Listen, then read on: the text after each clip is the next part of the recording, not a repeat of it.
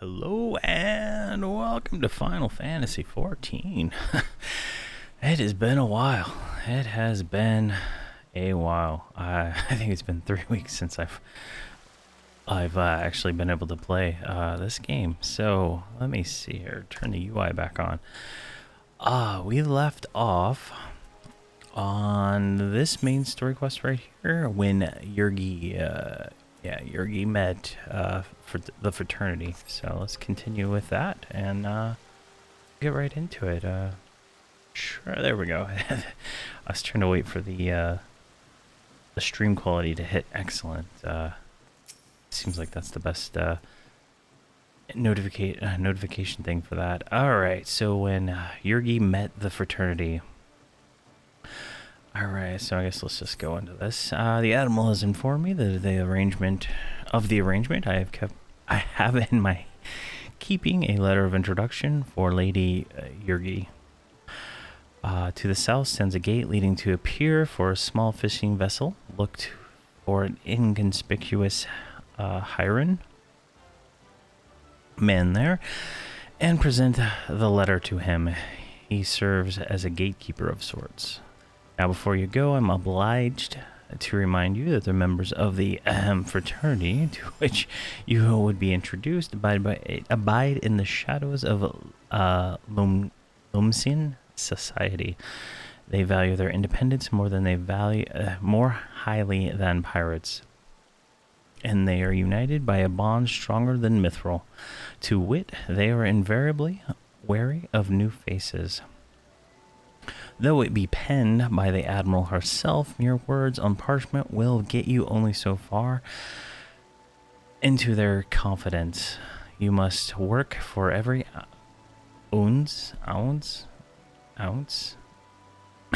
of trust they place in you. All right. But here is the letter. Go to the aforementioned place and show it to the aforementioned man. Oh, and good luck. All right, let's get started here. Where do we actually have to go?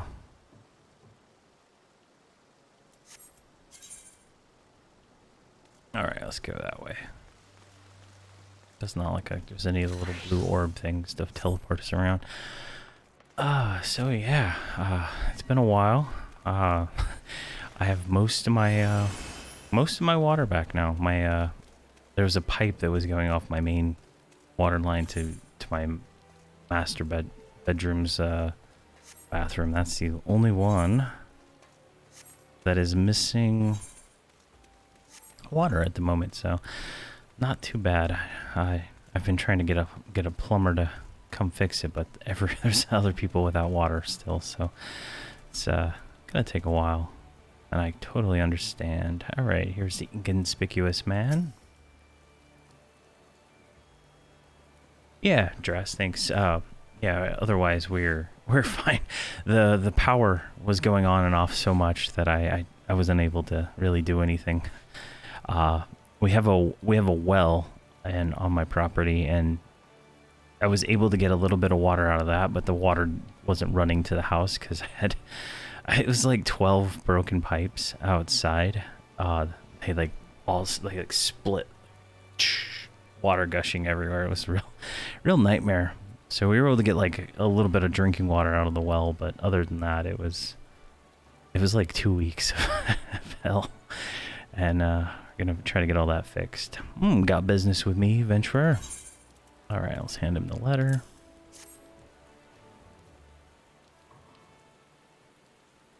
So you're the woman the Admiral sent word of. I was hoping I might catch a glimpse of Thancred too. Been a while since I saw his shit-eating grin. Shite-eating grin? Shit-eating grin.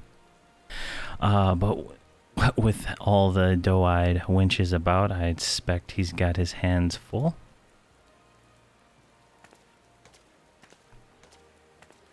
Oh, here comes this lady. I still think she's like a lizard or something.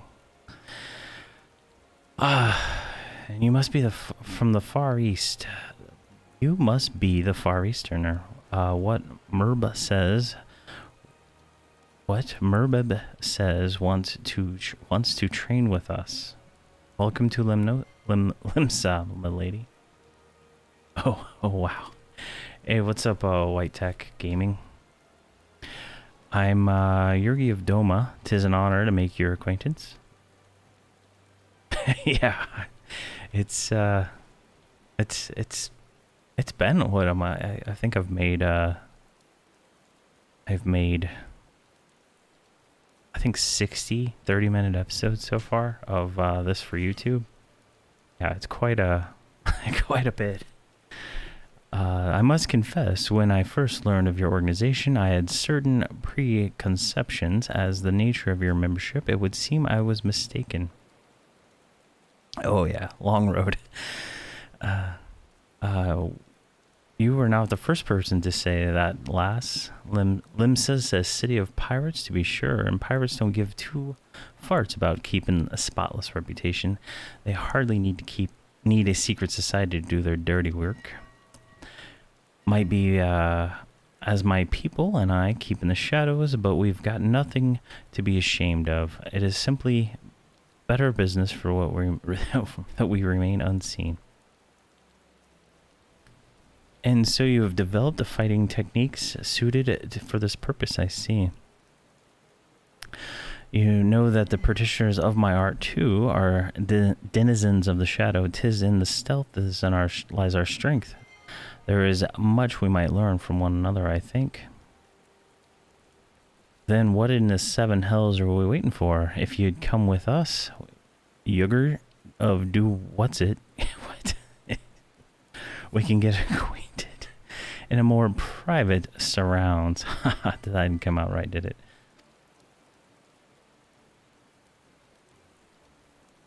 Lady Yurdi, I shall remain with these people for a time, so that I might study their ways. Though I am loath to be separated from my countrymen, I take solace in the knowledge that they are in the best of hands. You have been a true friend to us, Dolmens. Domans. No words will suffice to express my gratitude. Ere long, I hope to begin imparting my martial knowledge to the people of Eorzea. When that time comes, it'll be my honor to welcome you as a student. Alright, we completed when Yurgi met the fraternity. We got some experience and a weapon coffer.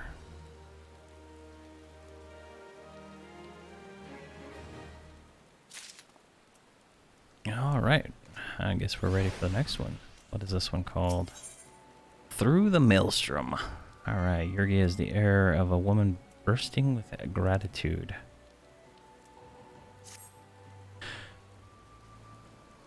Much more has occurred since we first beheld Azoria. From the galleon's deck, suffice it to say, I did not envisage being invited to play part in your noble struggle. But forgive me, I have kept you over long. Doubtless you have been pressing your business of your own. Rest assured that I no longer require an escort in this land. When next you meet Lady Minfilia, pray relay to her my humblest thanks. Would that I could do so in person, but I must needs fulfill my promise to the Admiral. Till we meet again, Warrior of Light. Alright. Guess we're done with that. Where are we going? Reverence Toll. Alright, let's get there.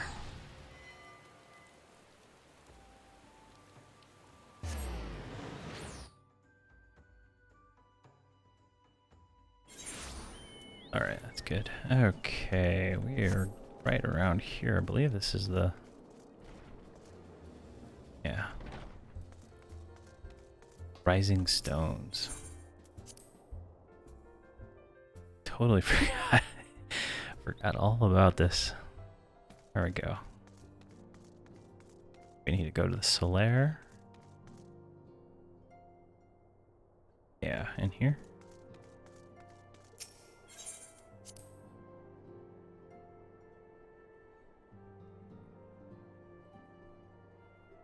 There she is, Minfilia.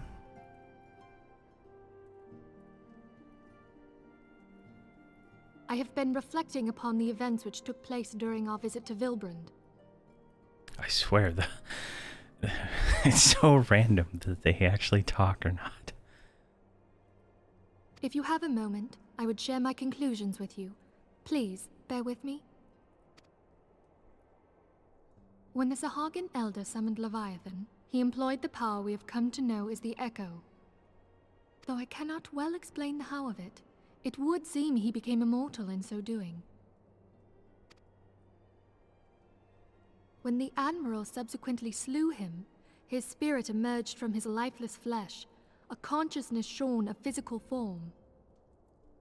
Thus transfigured, he took up residence in the body of his minion with the ease of a man donning a favorite glove.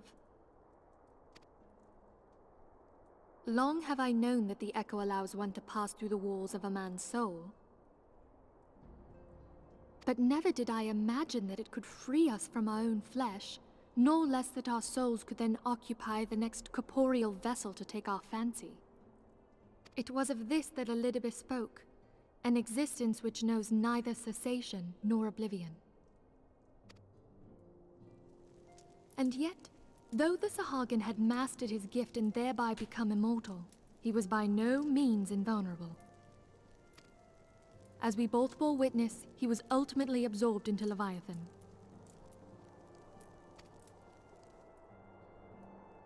And the import of this observation? If the Ascians' mode of existence is indeed the same, it can be inferred that they too are not invulnerable, that they can be destroyed. There exists a legend which tells of souls who are reborn upon the cusp of each umbral calamity, that they might stay the encroaching darkness. To most, it is but a fairy tale, yet recent events have given me cause to wonder, could the legend in fact refer to the Echo? Much and more yet remains unknown, but I am confident that all will become clear in time. For the present, however, what matters is that the key to defeating the Ascians may at last be within sight. With Urianger's aid, it is my hope that I shall fathom this matter ere long. Urianger. Urianger. Totally. I think I've been butchering that the whole time. Oh, there he is. Oh, I was just about to send for you, my friend. Is Artemis? Grave tidings from the Sharlayan motherland, my lady. It doth concern our distant allies, the students of Baldessian. What of them? My lady, the Isle of Val, which for many years hath been the Order's home, is no more. No more? Whatever do you mean? I relate only that which hath been conveyed unto me by our agents. An etheric wave of the highest magnitude was recorded in the region. Soon thereafter, 'twas observed that the isle had ceased to be. 'Tis postulated that a magic was evoked, like in power to Ultima. 12 preserve.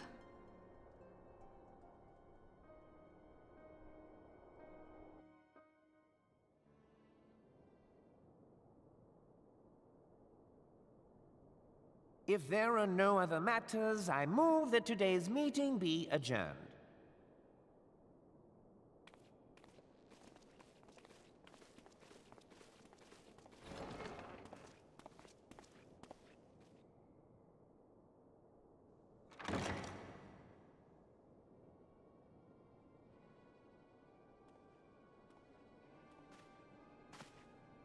This guy just sleeping at the table. It is done, my lord. Forgive my impertinence, my lord, but these orders, I am uncertain as to what end they serve.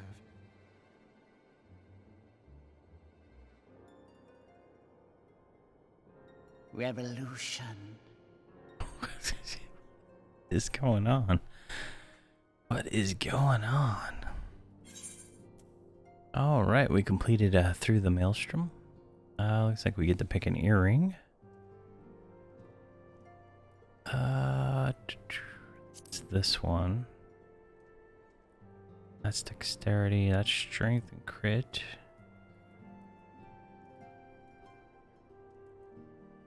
What is the difference?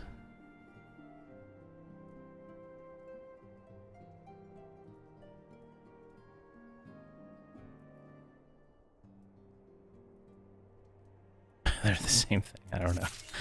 Alright. Through the Maelstrom achievement unlocked.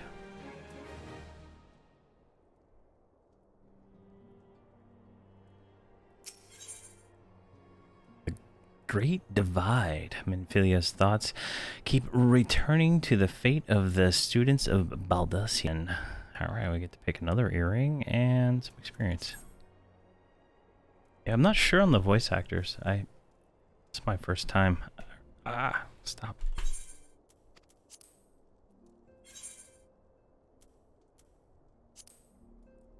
There we go. Jeez. It's like random. Totally random if they talk or not. Alright, I missed the first of it. Concerns the etheric fluctuations which we had previously attributed to the good King Mughal Mag. Jeez, the 12th.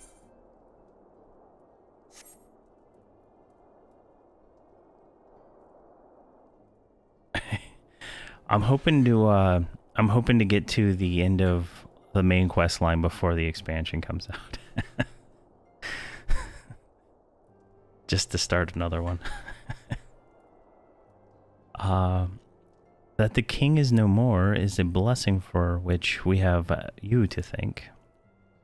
Yet, all is not well in the 12's wood. Our latest readings reveal an ongoing etheric disturbance of considerable magnitude.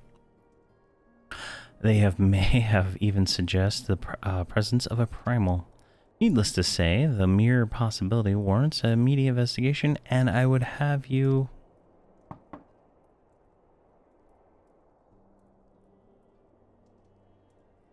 Acelia? I do not wish to be interrupted. What, do we have a problem?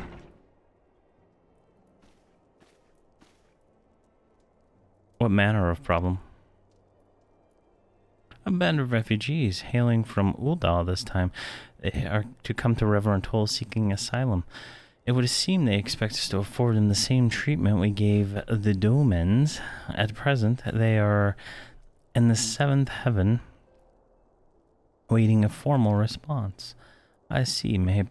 Mayhap this was to be expected. I shall meet them at once. Acelia, you know full well that we haven't the resources to accommodate many more people. Consider what will happen if you do this. Word will spread, more will follow. Your opinion is duly noted, but we will hear their suit. So you'll get hooked. You passed the worst part of the campaign, if I recall. It only gets much better. Alright. I'm excited. I have no idea what's going on. That's why I'm trying to read all the stuff and listen to it, so I can try to get a grasp of the story. Yurdi, I should be grateful for your presence at this meeting. Alright, quest accepted.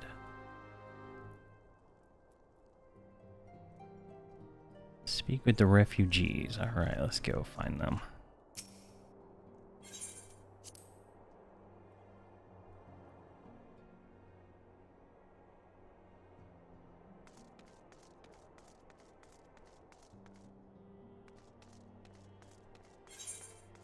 Guess they're out here.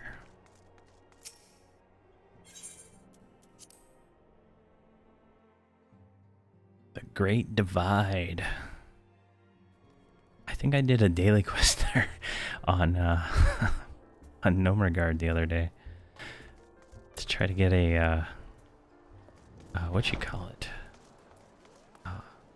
Defiant something. I can't remember which.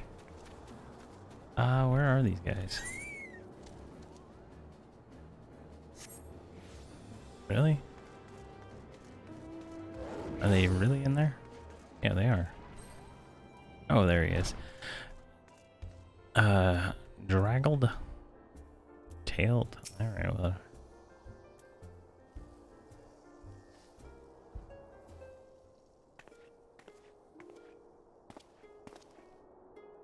I apologize for keeping you waiting. My name is Minphilia, and I lead the Scions of the Seventh Dawn.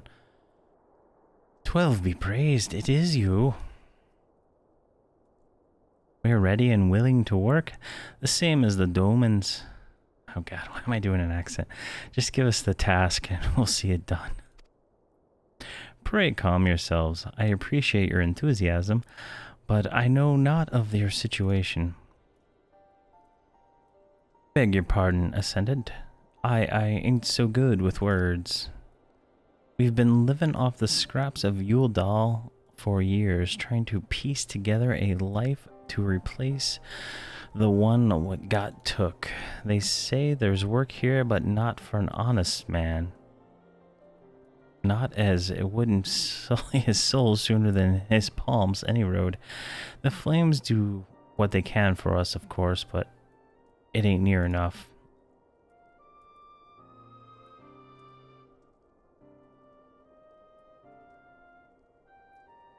And it's only getting worse. When the calamity brought us to its knees, those rich bastards in the city didn't help us up. They climbed up on our backs. Alright, jeez.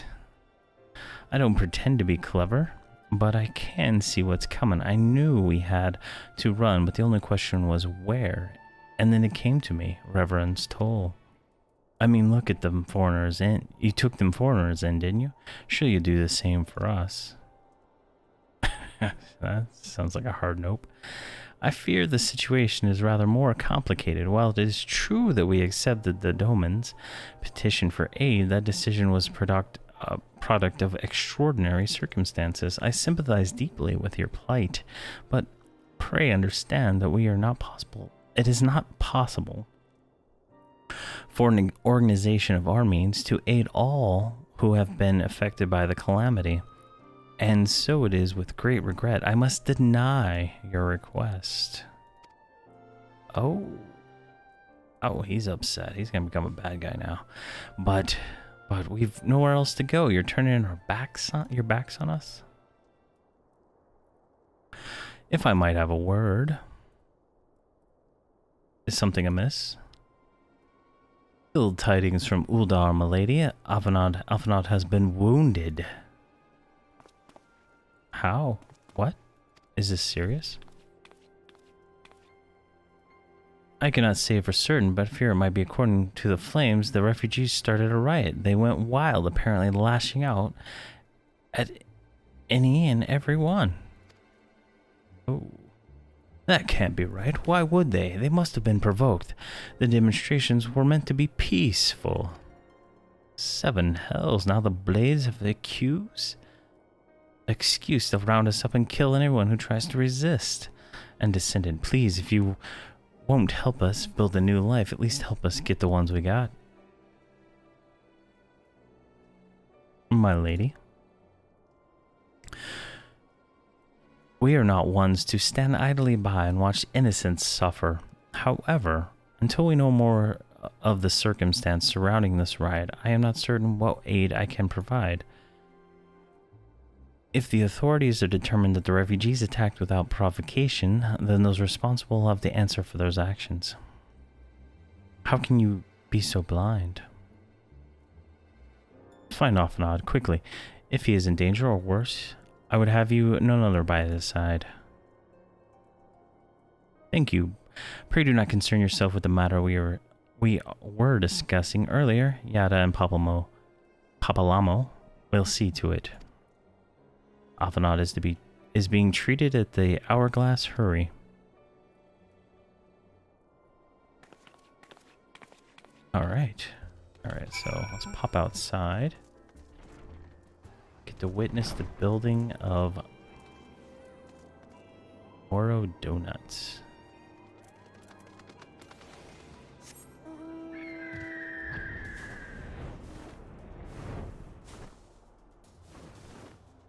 Oh, what is it?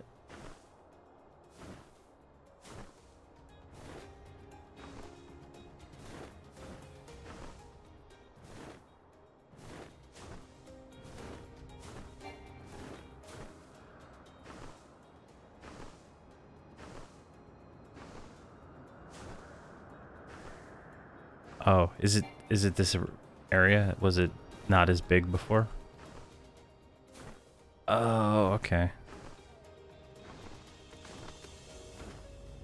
That would have been that would have been kind of cool if they had a like phasing. I think some MMOs do that. Oh, okay.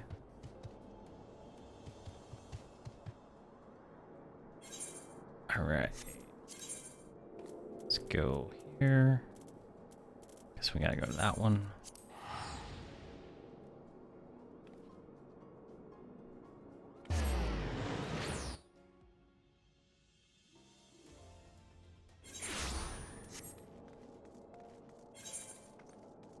All right. I think there's one we can, yeah, we can go over there. Let's do that.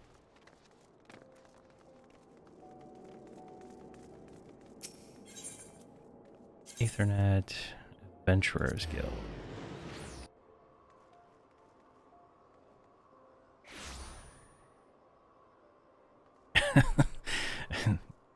Each patch added new buildings and stuff. The hub was built up. Okay, that's pretty cool.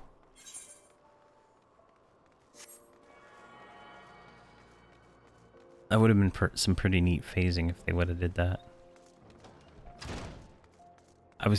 Some of the text didn't seem to make sense when they were talking about the town and how it was kind of run down, but it looked like it was pretty bustling the whole time.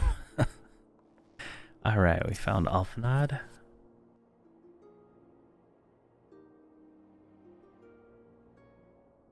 Come, you must have gathered by now that Tataru is given to exaggeration. As you can see, I am quite well. Ul'dah, on the other hand, is not. This riot was anything but an isolated incident.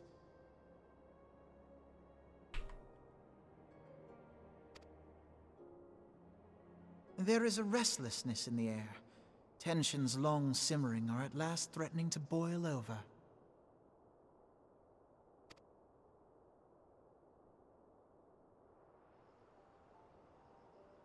Ul'dah is a nation infamous for the great disparity between the wealthy and the poor. The majority of the populace accepts this state of affairs because they believe that every man bears responsibility for his own lot in life.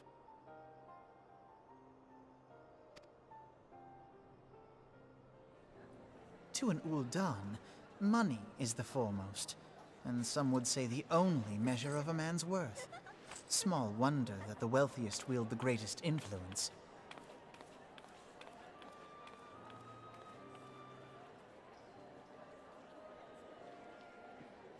Okay, this is what it used to look like. Totally different zone.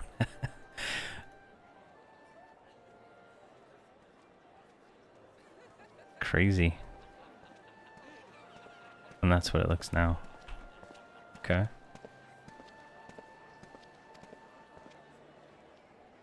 So where do the refugees fit into this social hierarchy?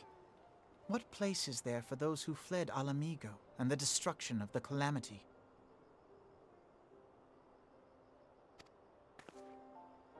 Plainly, there is none.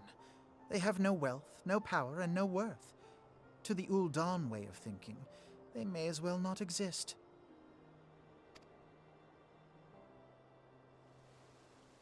Choosing to ignore their existence, however, is patently not an option. General Rauban and the Sultana understand this, which is why they ordered the Immortal Flames to provide the refugees aid and succor. Yet none would dispute that the expenses incurred by this policy grow by the day, with no end in sight.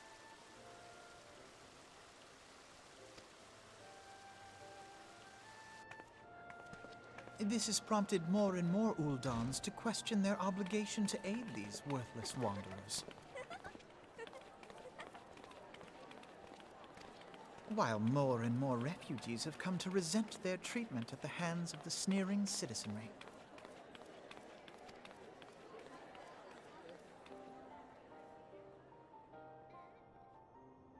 The manner of Lord Lolorito's refusal to grant the Dolmens asylum bespoke a disdain for all refugees, an attitude shared by the rest of the monetarists.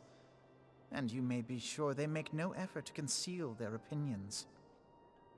It was only a matter of time before the refugees united in protest, nor is it any surprise that some among them would ultimately resort to violence.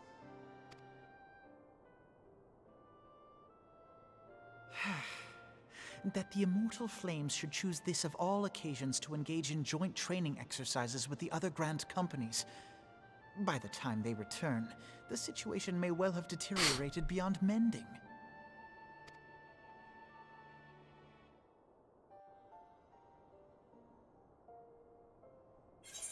All right. Looks like we completed the Great Divide. All right, so this one is a caster earring. I'm going to go with the money.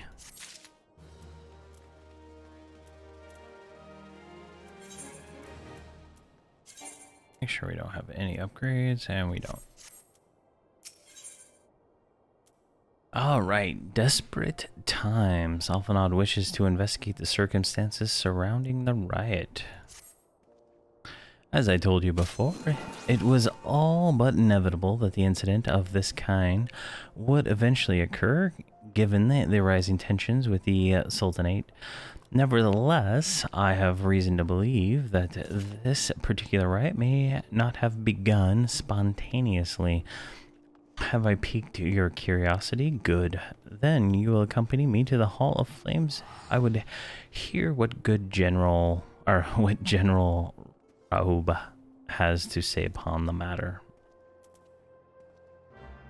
All right.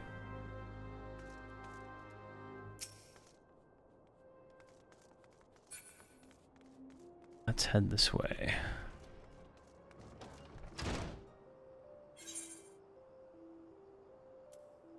All right, where is this guy? He's way over there. All right. Must be some kind of event or something going on here. I don't remember these trees from before. Yeah, this way.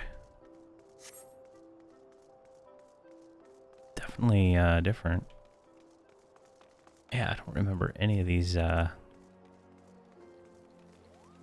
don't know, cherry blossoms maybe? I don't know.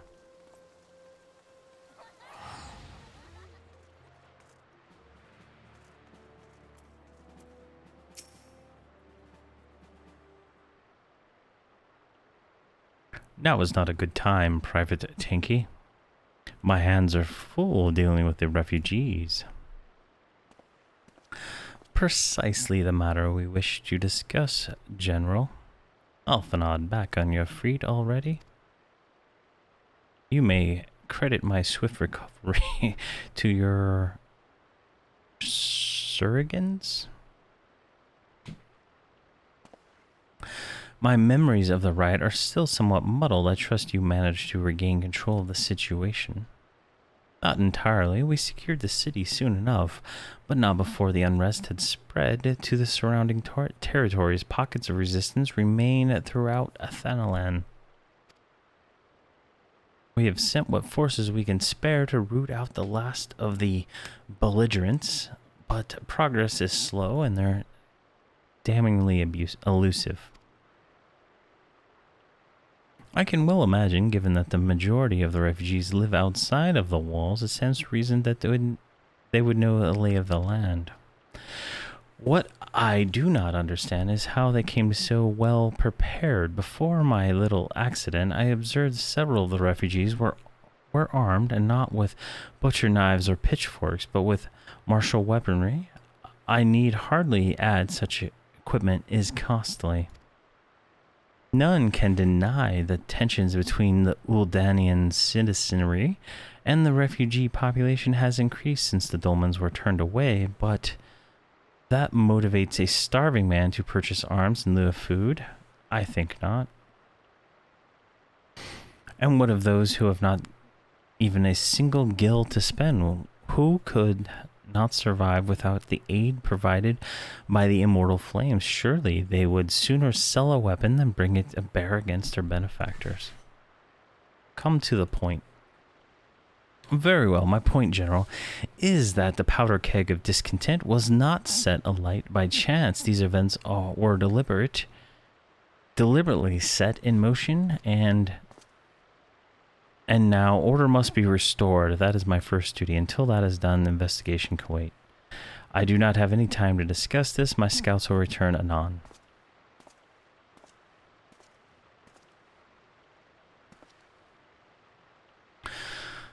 The general is no fool. He keeps his own counsel, and with good cause.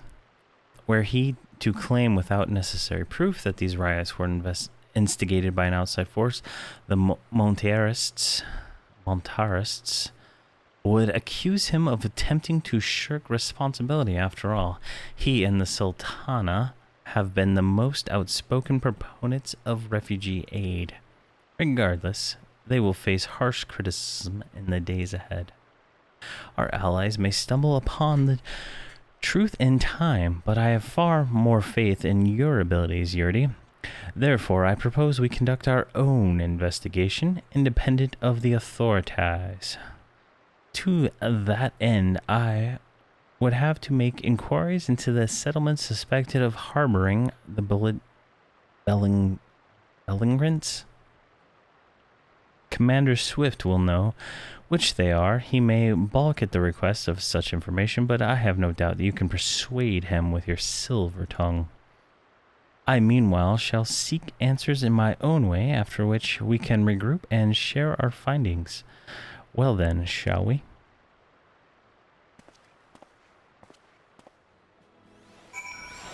All right. Where's this guy at? Oh, he's right here. All right. You look through. You have something to say, Private Tinky, do you? What you ask is no simple favor. Were such information to fall into wrong hands, the lives of countless soldiers would be at risk. Even so, there is wisdom in your words. An able individual, even one with ties into the flames, may better suited to the task than a regiment. Very well. The Brass Blades have reported suspicious activities in the vicinity of Lost Hope. It may be unrelated to the recent events, but we doubt it. I suggest you begin speaking with the Blades posted there. All right, we got our first little quest to go on. Where is this place? Oh, we can teleport there. Perfect. Ah.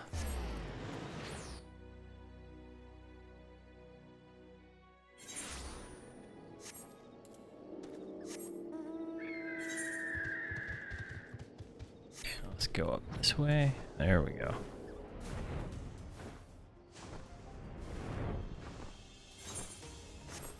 Nope, they're right here. Perfect. That was easy. And what brings you here, adventurer? A search for refugees? Well then, you've come to the right place. Oh, you mean those refugees? Oh no, you won't find them here. Most of the people of Lost Hope have come to accept their situation and are content to pass their days in peace and quiet. Outsiders may have trouble understanding that, like that merchant who passed through recently, Gregarious, a fellow, but awfully opinionated. Can't say that I was sad to see him go. Alright, we got a suspicious merchant. I didn't expect them to send you, Yurdi. I take this to mean someone has read my report. The refugees who left with the merchant have yet to return, and I am increasingly concerned about that Zazwaka's suspicions are correct. You haven't the foggiest what I'm talking about, do you? Never mind. Speak with Zazwaka. He will explain everything. Alright, where's Zazwaka? Alright, he's over here.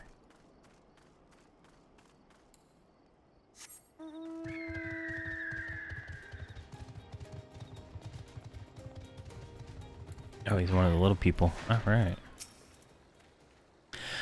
Don't hurt me. I'm not one of them. I beg your pardon. You're not of the flames.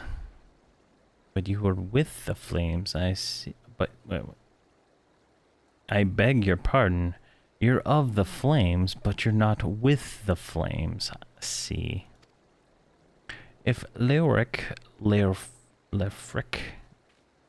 bid you speak to me, then I take it you've agreed to help. 12 be praised for that, because we haven't a moment to waste. Everybody knows the flames are on the march. The others have fallen under the fanatic spell.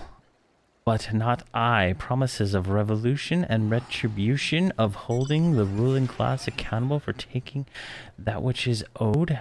Haha, childish fantasy. I did everything I could to dissuade the others from leaving, but few would heed my words. Now that one of our idealists has returned, however, the madness of the merchant's plan is plain for all to see. Look behind yonder tent and you'll understand why. Even now he babbles incoherently, so traumatized is he by the bloodshed he witnessed. Try as I might, I can't make little sense of his words, beyond the fact that he may not be alone in surviving. Yet I've still no doubt that the merchant will lead the remainder to their doom. I beg of you, find them before he does. All right. Gotta go over here. Oh, there's a guy behind the tent having a situation. What are you doing? Don't draw, don't draw, don't draw, don't draw, don't draw, don't draw. Why didn't you run away from me? We could have escaped together. Then you'd be here with me. Be here to soothe me. Why did you have to stay? Leave me alone. Oh, I can't type it yet.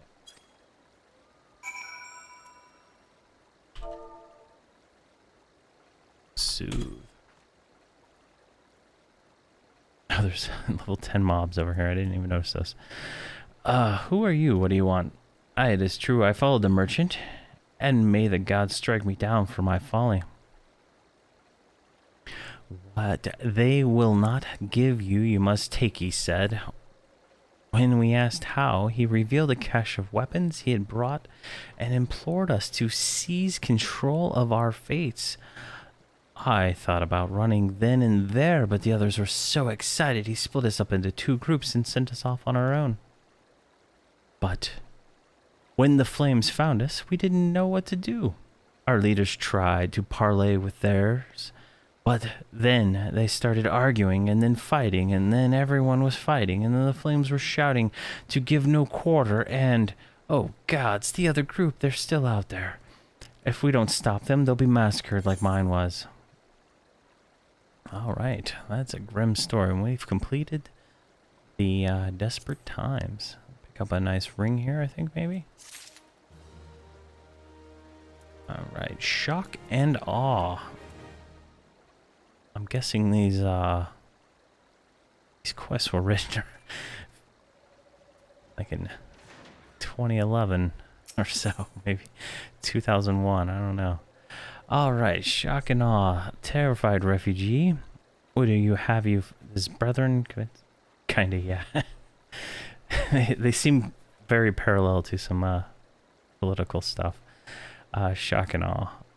Let's see here. I'll get a ring, I guess. The other refugees are hiding in the caves.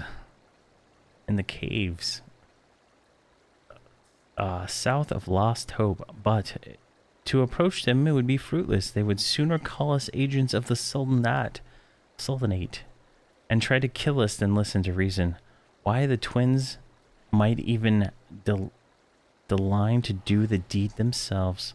A pox on all the bloody sellswords. They were supposed to train us to fight, but the ones who sent us vanished during the struggle. Oh, if we had just never listened to that merchant's ridiculous claims. He said our cause was righteous, that the gods would never suffer us to be defeated. Though, if I were forced to confront reality, that's it. Challenge the twins to combat and show my brethren that the strongest warriors are no match for one woman. Mayhap, then, they'll agree and lay down their arms to renounce this plot. All right. Search the caves to the south. over there. Oh wait, let's see if that was an actual upgrade we got. It was. We got a knocked ring. What is this? A level 90 to level 110. All right. Our item level's 100 finally. The journey is real. All right, let's get right over here. Oh, really? Does it do that? That was kind of cool. There they are, desperate refugee. 7 hells, they've found us. Everyone grab your gear and make for the rendezvous point. So that's your game, is it? Haha. Sorry to disappoint you, lass, but we're more than willing to kill you ourselves. Alright. See if I can remember how to fight. There we go. Not a whole lot of combat in these main story quests.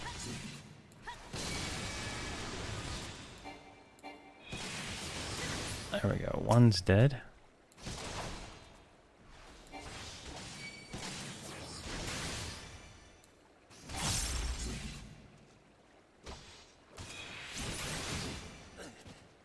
All right, I killed 2 of them. Oh, killed 2 of them, and they're still coming.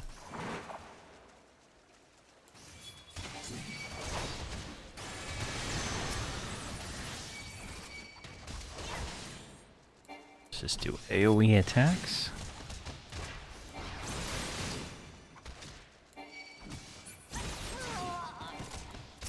And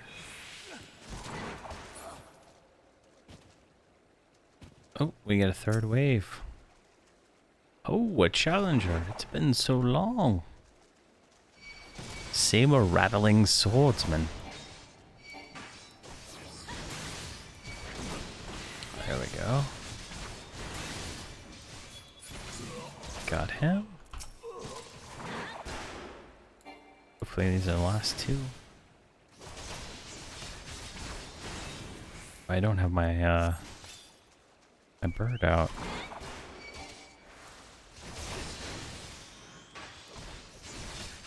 I feel like my hit points increased dramatically at some point. It's almost 7,000 now. Could have swore I had like 1,000 hit points. 7,200. All right. Speak with the desperate refugee. Oh, there we go. You beat him like it was nothing. Thal Almighty, what are we gonna do now?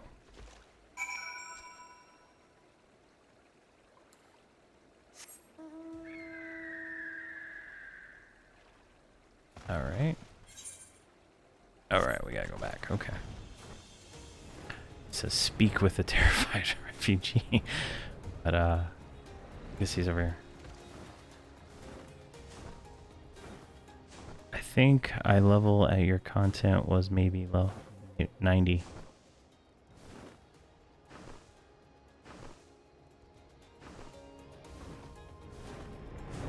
Yeah, we're a little bit over leveled, I think, I think the level cap was level 50. We're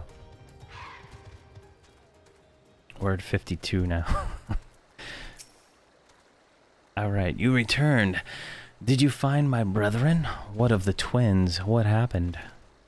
I see. Well, you had no choice.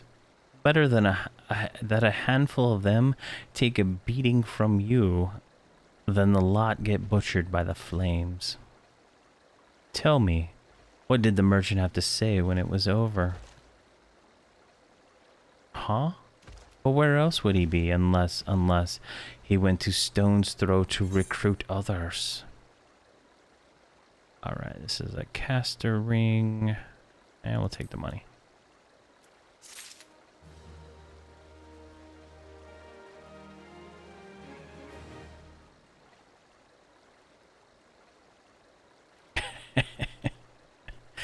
Yeah, there's a bunch of quests. I pull up the wiki when I put the videos on YouTube to get the links to the quests and stuff.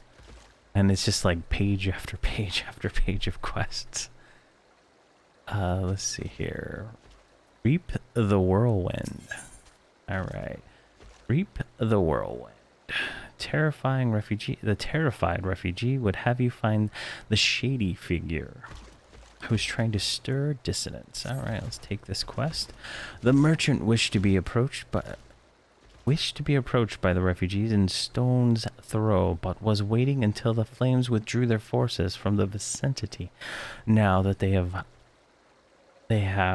there's nothing to stop him from continuing his work. How many more must perish in pursuit of this futile cause? How much more suffering must we endure before it ends? Find him, convince him to cease his mad quests. It will surely lead us to ruin. All right. Where is that place? All right, it's right down there. Don't even have to leave the zone.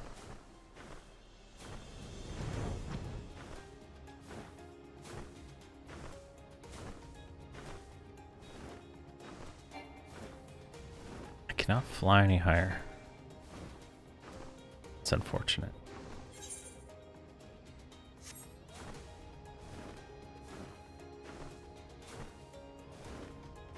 Oh, this is cool.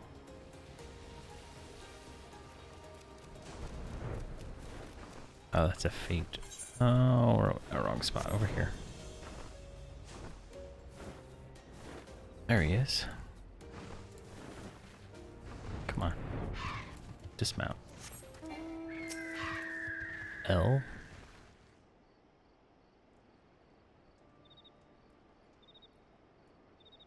Sniffle. Have you seen my parents?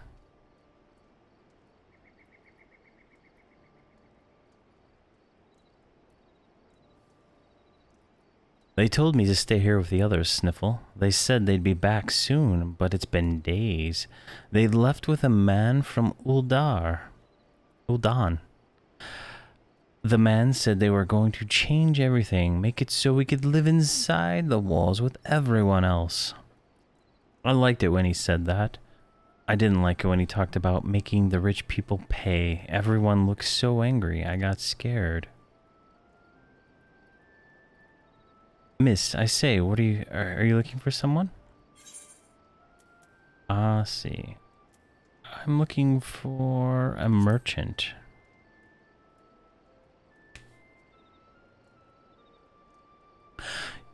You mean the man who left with my parents? I don't know where he is.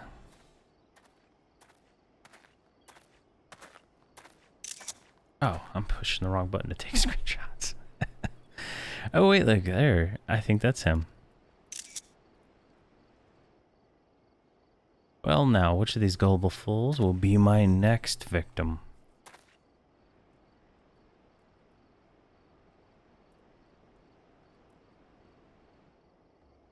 Nope. Oh, he's running. He's getting away. Go get him.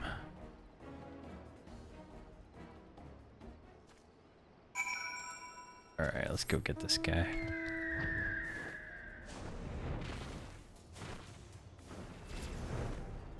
Oh, some guy just got level 2. Starting his journey. Alright. Somewhere around here, right? There he is.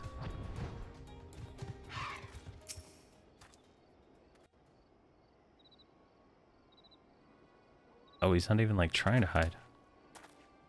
You again? Why are you pursuing me?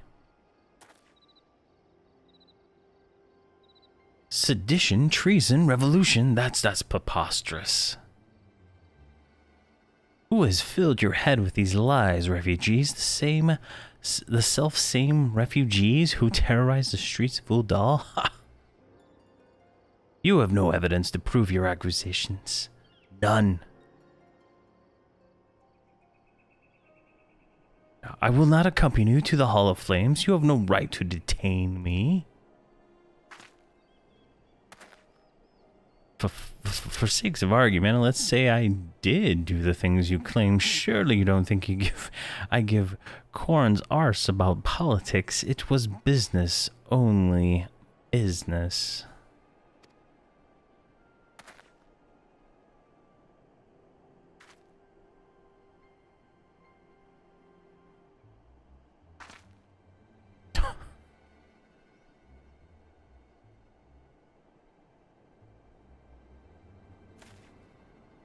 Oh, who's this guy? We both know I am not the one you want. However, if you agree to protect me, I swear I shall tell you everything. I think this guy's about to take an arrow to the head. Ah, to the chest.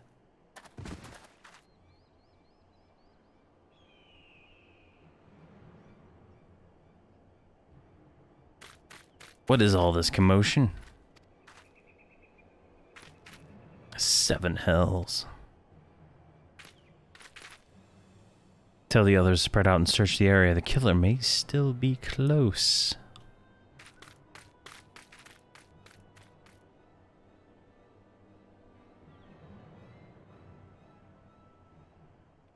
All right. Stone torch. Hold, adventurer. I would like to know more about your relationship with the victim, as well as the events leading up to his death. This man was responsible for the recent riots. Mayhap we owe his murderer a debt of gratitude. In any case, it is obvious you are not whom we seek. You may carry on with your investigation, Scion. Alright, let's go find Mr. Bow Guy. Legolas himself. Where is he? Oh, we gotta go back to town. Interesting.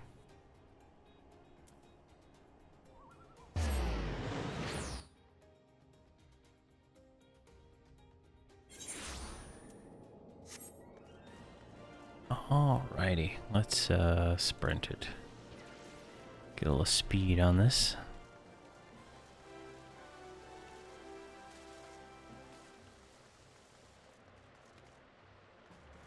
And we'll talk to Mr. Commander Swift over here.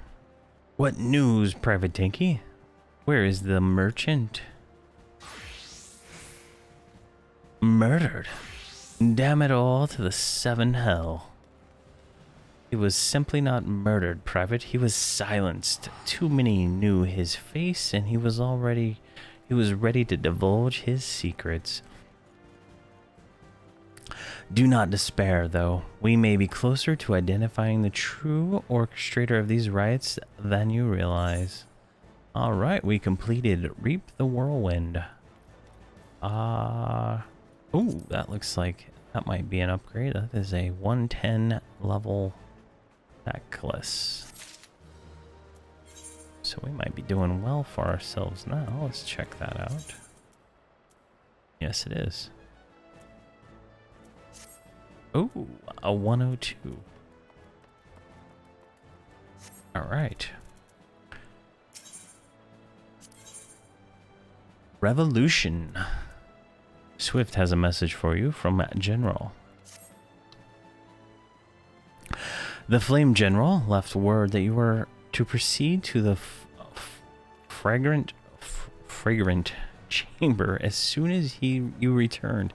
He wishes to discuss your recent discoveries as well as the results of our own investigation. Master Alphanod has already been informed and should be waiting for you outside. Pray proceed to the Royal Promenade with all haste and speak with Bartholomew. Alright. Quest accepted. And that is straight ahead.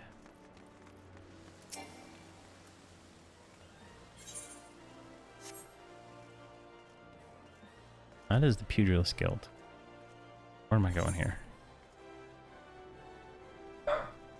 Oh, Barky Dog. Looks like we can just take a shortcut through here.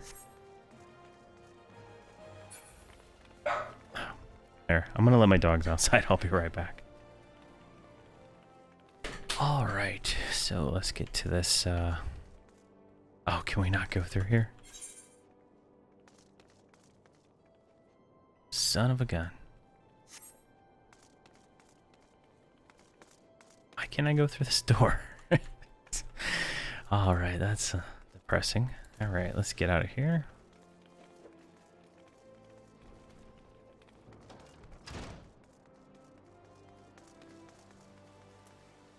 All right, how on earth? That's how we got it. We got to go all the way around this way.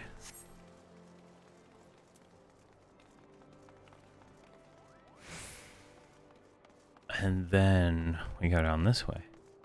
Yeah, these I don't know, blossom trees of some sort don't look like they're normally here. I remember these dancing girls, but yeah. All right, so we need to go this guy, right? It's the hustling strip.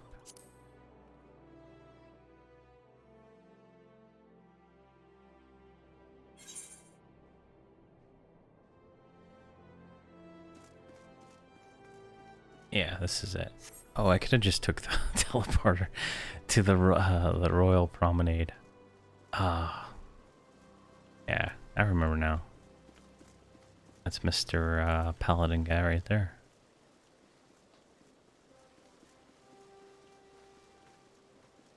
There we go. There's Bartholomew. Call him Barty Bart. Elfinod. We've been expecting you, madame. Please proceed inside. Caster. Got some gold.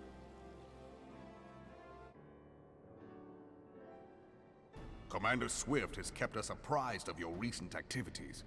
You've made great strides towards quelling the violence. Despite our best efforts to determine what provoked this uprising, the truth continues to elude us. Have you uncovered aught which might shed some light on the mystery?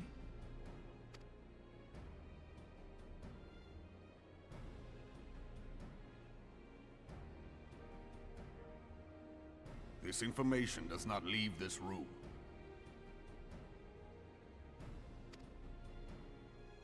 The Syndicate's decision to reject the Doman refugees' appeal for asylum had lasting repercussions. A number of those displaced by the calamity claimed it was proof of a policy of discrimination. Together with a group of Alamegan refugees, they organized a series of demonstrations to protest against the Sultanate. Are the voices different in the end? Do their voices change later on? Demonstrations which became heated, but did not descend into violence. Until a certain incident served as a call to arms. A unit of brass blades sent to supervise a demonstration loosed arrows upon unarmed protesters.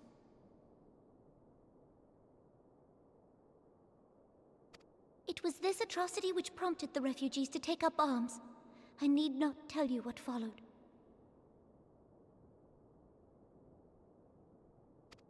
We assumed at first that the attack was born of a miscommunication. When emotions run high, they happen. But suspicions were raised regarding the unit's commanding officer, whom I ordered interrogated. Sure enough, our fears were soon confirmed. The dog confessed that a merchant had offered him coin to give the order. A merchant in the employ of Teleji Adeleji. Teleji Adeleji. But he spoke in favor of the Doman's cause, and has ever seemed sympathetic towards the refugees' plight. Why would he do such a thing? Know you of the Carteneau Reclamation Bill? It is a proposal to annex the Carteneau Flats so that refugees may establish permanent settlements. When last I looked, that was disputed territory.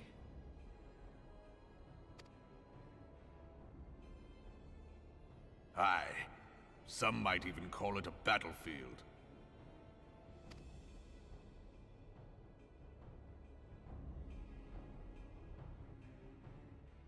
The destruction wrought by Bahamut was greatest at the Cartano Flats.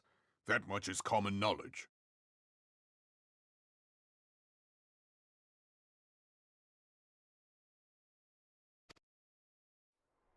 What is less well known is that his rampage laid bare ancient Allagan ruins, of which no record existed. That zone looks cool. Differences of opinion as to how these ruins should be handled, which is why each nation maintains a military presence in the region to this day. Yet differ though we may, we are still allies. Therefore, in the interest of preserving the Eorzean alliance, we have reached an agreement.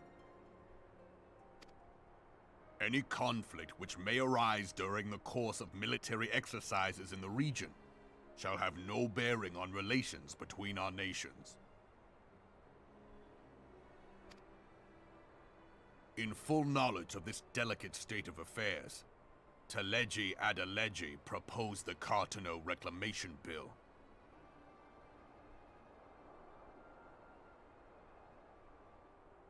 A shameless bloody ruse which stands to benefit him in but one conceivable way. If successful, he will gain control over the disputed territory under the guise of assisting in the resettlement effort. And you can be sure he'll build an orphanage next to every Allagan ruin.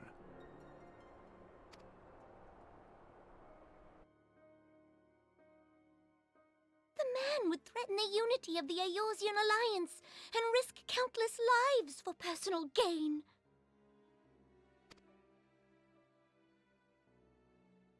He walks a path all his own, independent of Creepy any guy. faction and beholden to none of his fellows on the Syndicate.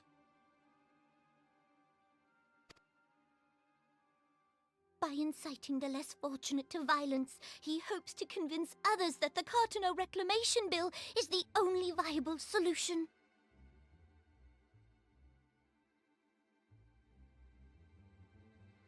His sympathy for the plight of the Domans was not but posturing to gain credibility with the refugees.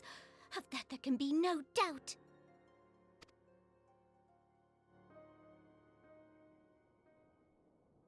Forgive me, but what could possibly motivate Teleji Adeleji to go to such lengths? What is so special about these ruins that he would risk his position on the Syndicate, and, most likely, charges of treason against the Sultanate? Omega. Omega? Pardon?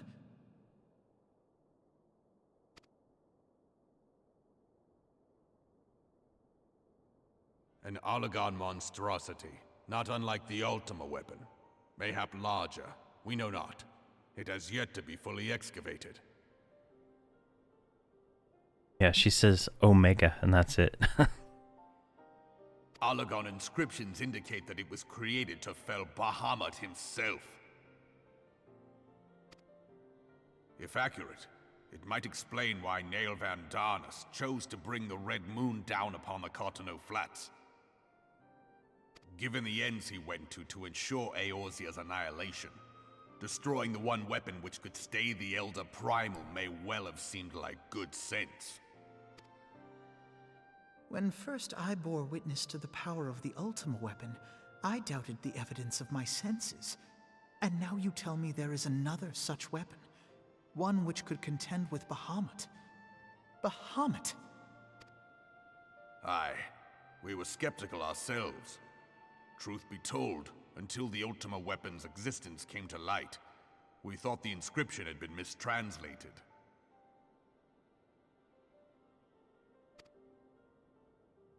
At present, Omega is more akin to a fossil than a tool of war, having long since ceased to function. As such, its true potential cannot accurately be gauged. However, if someone were to restore it, as the Garleans did the Ultima weapon, I have little doubt that he would wield untold power. Power enough to subjugate Uldar like as not, and the rest of Eorzea besides, which is doubtless why Teleji Adeleji yearns to have it. That he should aspire to world domination. He who has ever walked 2 paces behind Lord Lolorito in matters of commerce. 'Tis in acknowledgement of his own limitations that he seeks this power. Woe betide us all should we allow him to have it.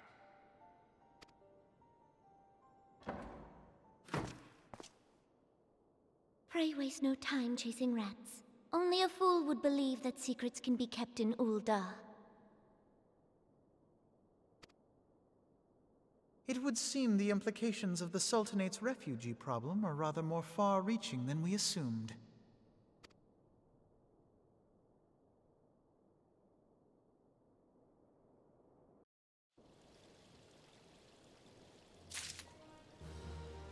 Alright, we completed that quest.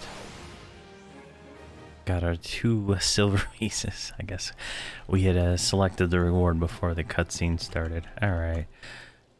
Alright, Alphanod, what do you got for us? Stories we tell. Recent revelations weigh heavily on Alphanod's mind. And looks like we're on to bracelets now.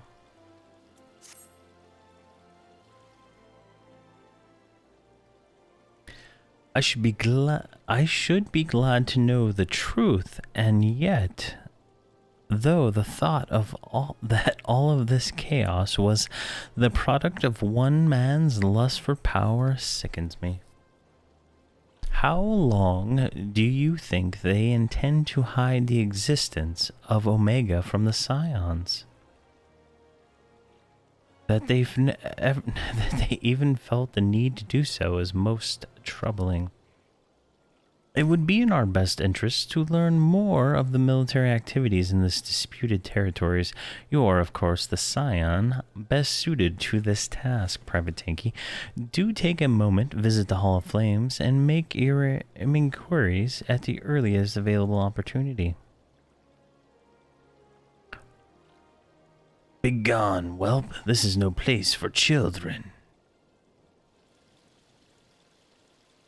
Look at this guy, just being a dick. Sniffle snob. I'm sorry.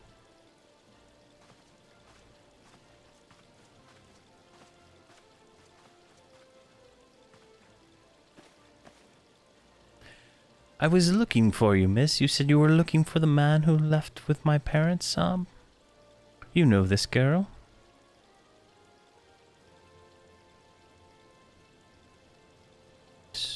So she visited Stone's Throw as well, I see. Did you find the man? Were my parents with him? They were not, I am afraid. However, I can think of several places they might be. If you like, we can go look for them together. Really? You'll help me look, mister? Of course, but first I need to finish speaking with my friend. She's telling me a secret, you see, and no one else is allowed to listen. Mayhap you could wait for me by the pillar over there, and we'll require but a moment. Okay, mister. I'll be waiting. I'll take her to the quicksand. Mayhap Momadi will know what to do. I couldn't tell if that was an R and an N or an M. A legion of Garleans, an Aether-starved primal. When dealing with an Ascion would be preferable to this charade. Sometimes I fear Minfilia is too ambitious. We rush hither and yawn in response to threats as they rise without concern for the strain it takes on our limited resources and ourselves. Mayhap the time has come for a change. Speak of the devil. Yerdy, this is Minfilia. I know this is sudden, but I ask you to return to Reverend's Toll with all due haste. The situation in 12's Wood has taken for the turn for the worse. I will explain with you in detail once you arrive. I gotta go, dude. The 12's wood, then the primal threat she spoke of before has been confirmed. I have received no reports of iaxal activity, which leaves the simps. Yo, Yurdi, you'll know what as well as I when the appearance of primal takes precedence over all else. Oh, and you arrived to inform the Insentient that while I am grateful for her concern, she not fear for my safety. I am more than capable of protecting myself.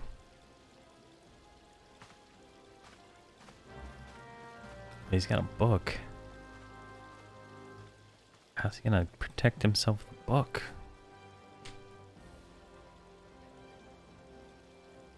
Alright. Now we need to go back to the Rising Stones.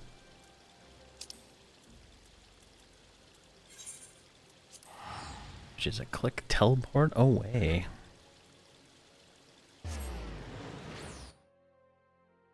Oh, some guy got level 31. I have my chat behind the camera window, just in case some guy spams obscenities or something. Alright. Let's go through here. Go to the Rising Stones.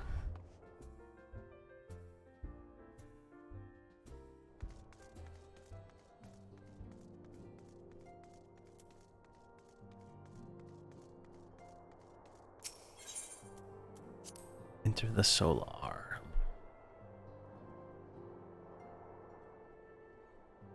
Alright, Minfilia. It is a relief to see you healthy and hale, Hurdy. The latest news from Oda was most disturbing.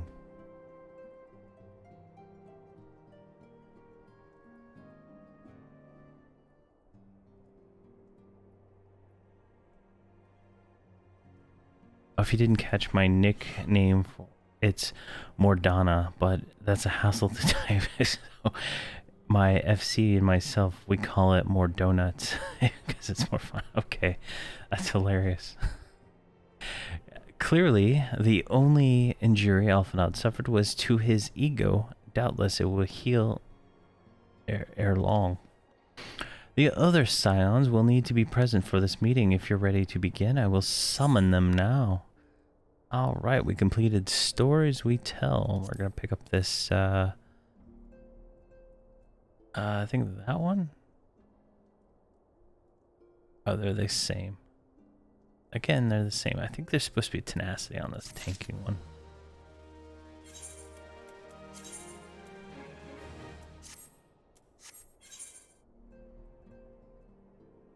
Alright, we got another one.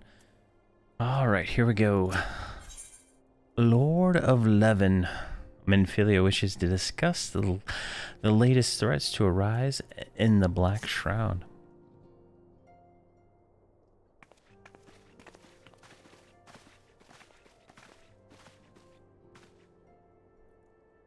Thank you for responding to my call with such haste. Rest assured, I should have not summoned you when it were not urgent. To business then. I have received some most disturbing news from the Order of the Twin Adder. They have reason to believe that the Sylphs may have called forth their revered guardian, the primal Ramu. Ramu?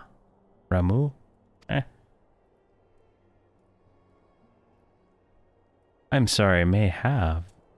Then it is not a concern. The Elder Seer informs us that the elementals themselves murmur of the Lord Levin's return to the forest. The Symphilins, however, display no signs of undue commotion. Forgive me, I dissented. The fact that we may not contradict the element's testimony, unlike his more bellicose compeers, Garuda, and so forth, Rama, is reputed to act only in defense of his children. I imagine he would soon make his presence known if they're any foolish enough to make direct endangerment to the Simps or their territory. The absurdness of this development concerns me. We were not keeping a close enough watch on the touched ones and their movements.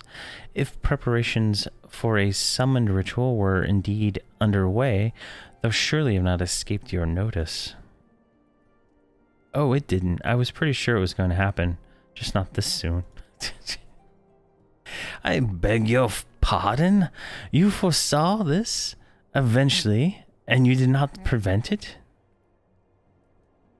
I told Papalamo. I suppose I could have reported things to Menphilia earlier, but honestly, there wasn't much we could do except wait and see. You know how the Sims feel about people poking around in their territory.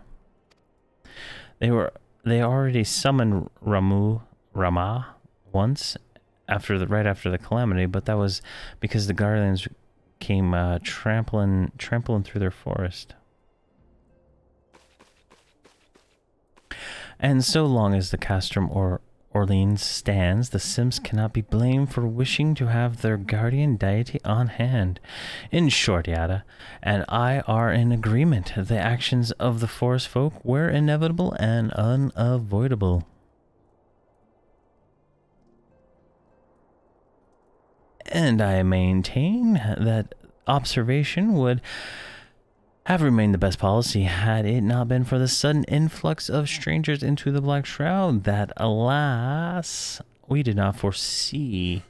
By all accounts, the recent violence in Uldal drove a number of refugees to seek safety under concealing canopies of the trees. 'Tis like the Sims perceived this and panicked migration as yet another invasion and quickened their efforts to summon their god. I am put in mind of Titan and the kobolds once again. It is the affairs of men which have paved the way for primal's coming. Indeed, one cannot help but wonder what manner of a place Izoria would be without the civilizing influence of mankind. Be that as it may, this is a regrettable development. Does not afford us a unique opportunity. You already go through your dealings with the Sifs, little Solus. Once you succeeded in preventing the ultimate untimely conflict with Gridania. I wonder, might one who has treated with Sims so fruitfully in the past not achieve similar success with their patron deity? If Rama,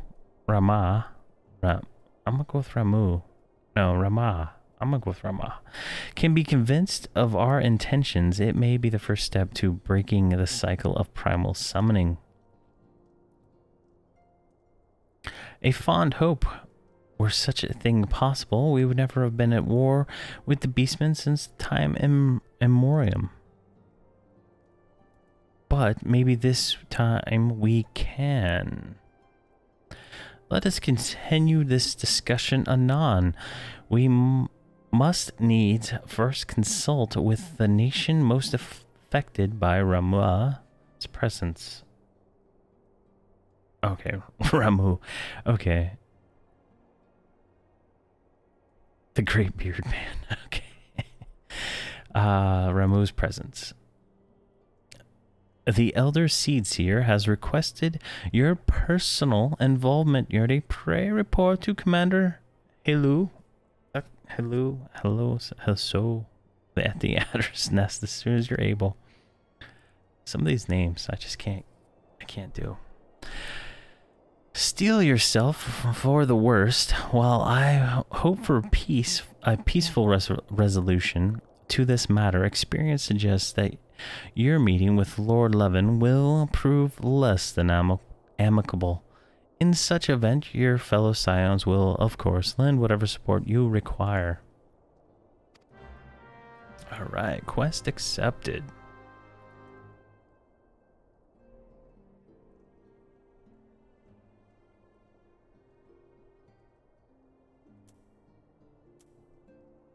Alright, where do we gotta go? Map. Black Shroud. Oh, New Gridania. Okay, perfect.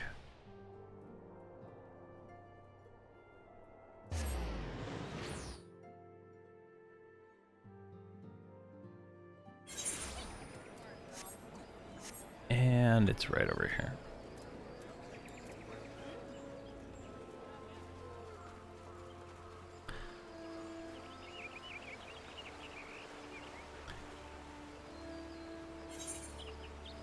And right here. And there is the commander. Unity of the Scions, your arrival has been most anticipated. The appearance of a primal is ever a cause of alarm and unease. Though my men stand ready for any eventuality, I know of none more qualified than you to snuff out this threat. Indeed, I would have you do so without delay. The Elder Seeds here, however, would speak to you first. She is of the opinion that you are diplomatic rather than martial. Skills may better serve our cause. I will leave you further explanation to our learned leader. Pray make your way to the Felix altar. The conjurer in attendance will admit you to the lotus stand. Right. And that is in Old Gridania, I think. Which is right down... No, it's right up here. There we go.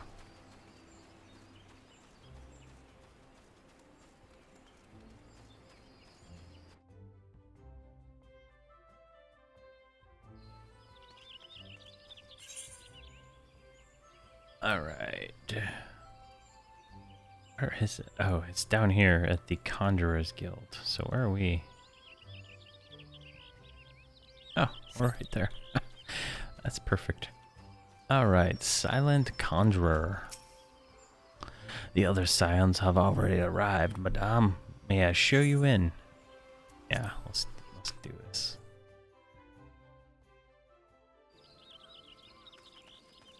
It's like a full party down there. Wow.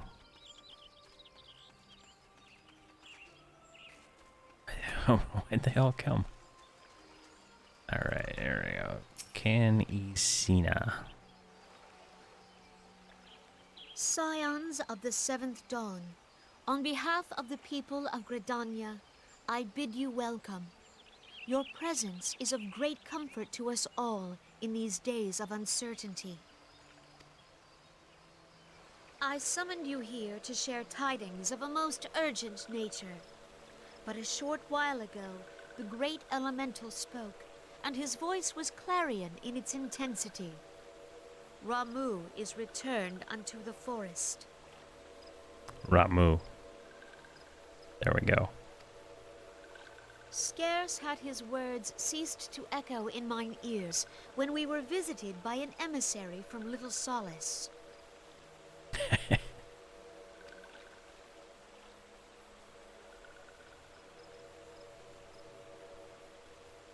Our guest informs us that the Sylphs, too, have sensed the presence of the Lord of Levin.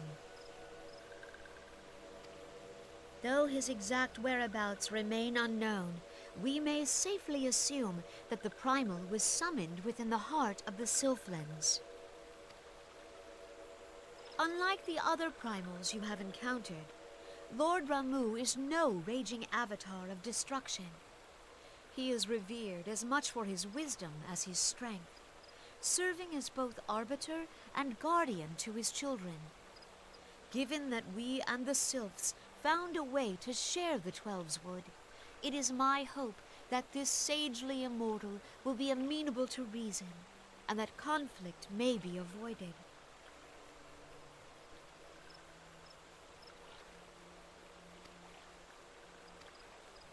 Blessed as you are with the power of the Echo, you are one of the few among us who may commune with a primal without fear of influence.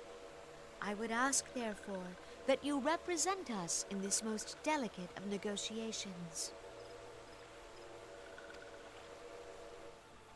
The Twelveswood has suffered enough. Upon this, we and the Sylphs, and I would venture Lord Ramu himself, are in perfect accord. Let us not endanger our shared home by engaging in unnecessary hostilities. Dear friend, I beseech you, safeguard the peace which exists between our peoples.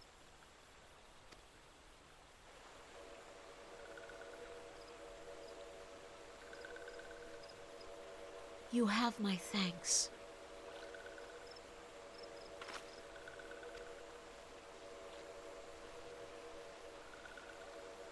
Pray make for little solace, then. A member of the Order of the Twin Adder awaits you there. He will advise you on how to find the Lord of Levin.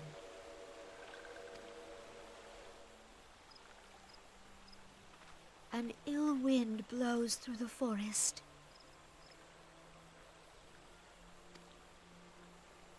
Yet, it is not only the Twelves Wood that flinches at its coming. All the lands Vaorzia shiver in dread anticipation. Have care.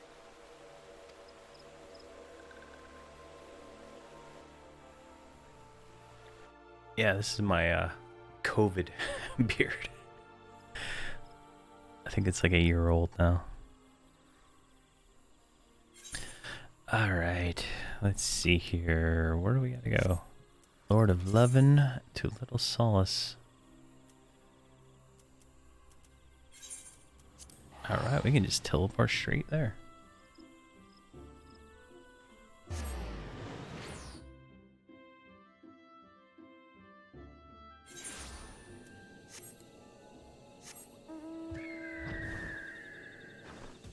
There we go.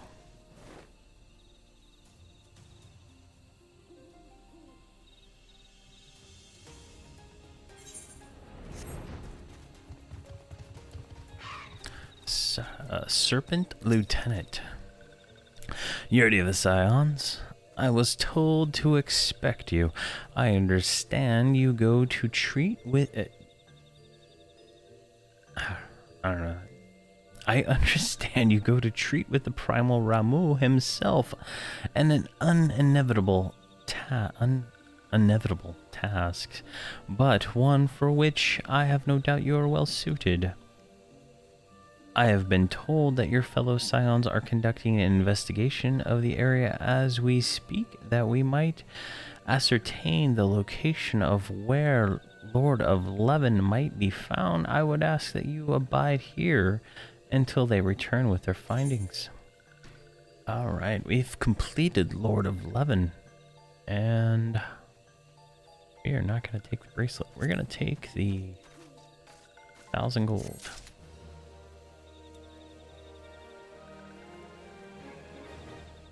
Alright, next quest. Levin and Impression. The puns, they kill me. Levin and Impression. The Serpent Lieutenant looks about and seemingly awaiting a visitor.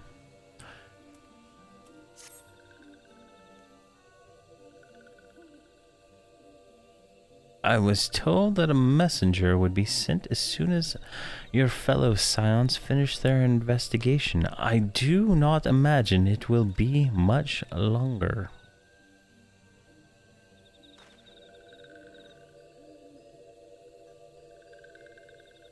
This one returns, and returns with good tidings, wise ones. Have finished searching, and wisely have identified the precise location where the Touched Ones summoned Lord Ramu. Touched Ones. Your timing is impeccable, my fluttery friend. Might you be so kind as to escort this good woman to her fellow Scions? It would be this one's pleasure, walking one. Please, please come with this one. Quest accepted. Alright. Speak with Maxio. Alright, let's just... where is this? Way up there.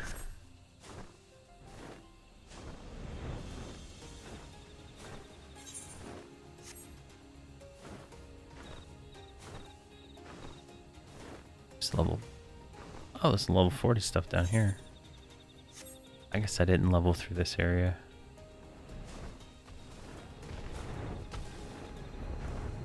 There we go. There's Maximo. Wise ones have ventured deep within the Synthlands. These ones must proceed carefully and keep an eye out for touched ones.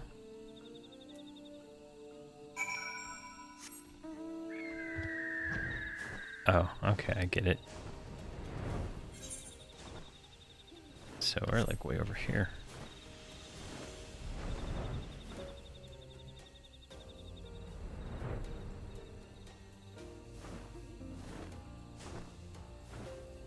Oh, they got a nice little village in this little area.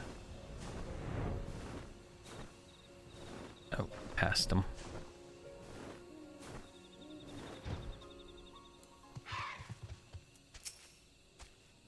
This one is most sorry, but this one can go no further. Draw too close to Lord of Ramu, and this one may turn mean and nasty, like touched ones. And so this one must say farewell for now. Walking one will find wise ones not far from here. To the south, go safely, walking one. Alright. It's not really south as much as like right over here. There we go. Papalamo. Papalamo. So it's actually you. I am relieved. For a moment I thought we were dealing with another one of those confounded Sith tricksters. I swear, with them wreaking havoc with their skin-changing magics, it is a wonder I was able to finish taking my measurements. Yes, it was quite the ordeal. You should have seen the look on Yashotola's face when the one impersonating you suddenly showed up. That's quite enough, Papalamo. Ahem. My apologies. It's not like me to ramble so. At any rate, as I was saying, I finished measuring the etheric energy activity in the area, and I'm pleased to say that I have reached an indisputable conclusion, to wit that Ramu was called forth in the vicinity of the Sifs of Aetheryte. Come, Yurdi, the Lord of 11 waits. Alright, it just ran off again.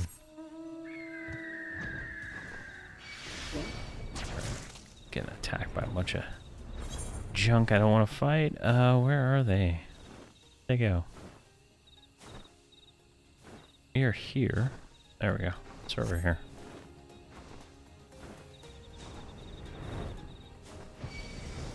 Oh, there's the Aetheryte.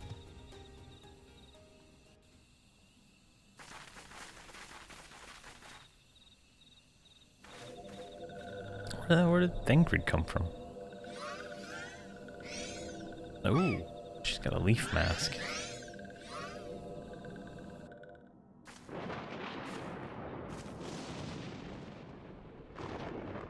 Thine order betrays thee, servant of hiding.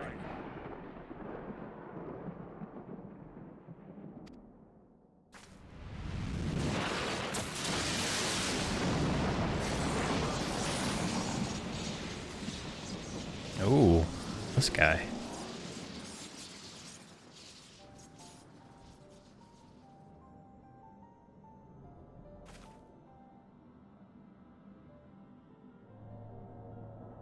Thou art the bringer of light, bane of Ifrit, Titan, Garuda, and Leviathan.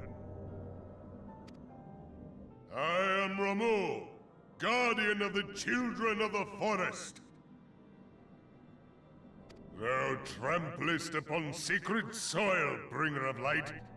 By what right doth man intrude in this sanctuary of the sylphs?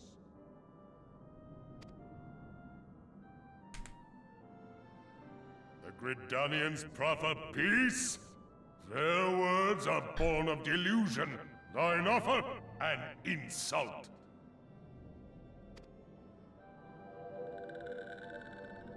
Thou speakest of harmony, yet carest naught for my children's desires. They did but wish to dwell beneath these boughs in solitude.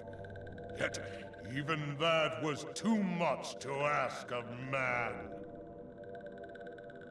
Thus did they turn to me for succor. The sentence I pronounce upon thy kind is just. Redanian or Garlean, Jesus, it beer. matters not.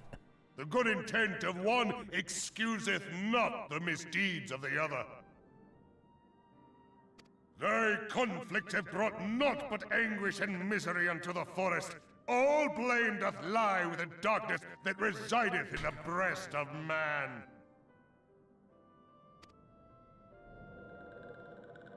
Whence sprung this calamitous seed?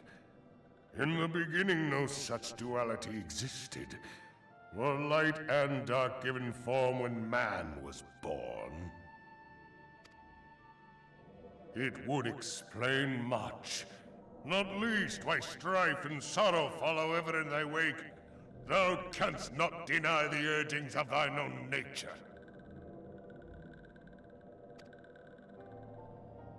Knowing that thy mere presence here portendeth tragedy, wilt thou persist in this pretense of peacemaking?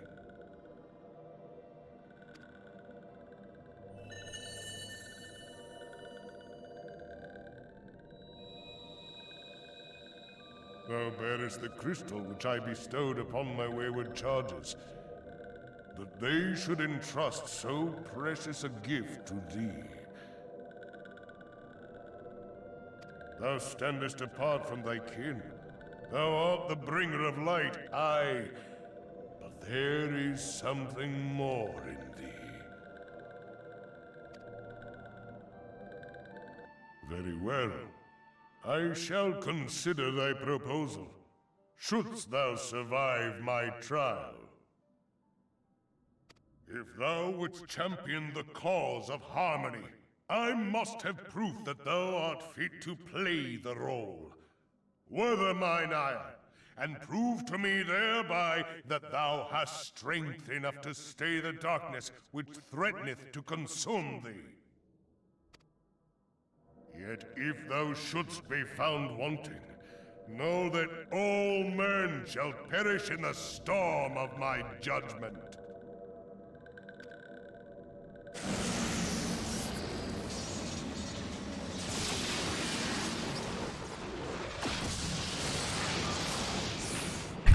That's awesome. Come to me, bringer of light. I shall await thee on the field of battle. All right.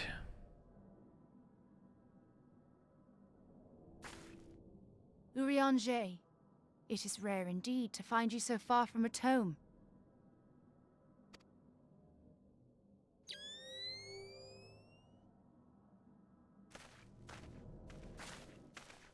The Lord of Levin himself. Never till this day had I looked upon his visage, save in painted renderings made faint by time. Ever shall this scene remain etched in my mind's eye. Beg pardon, my lady.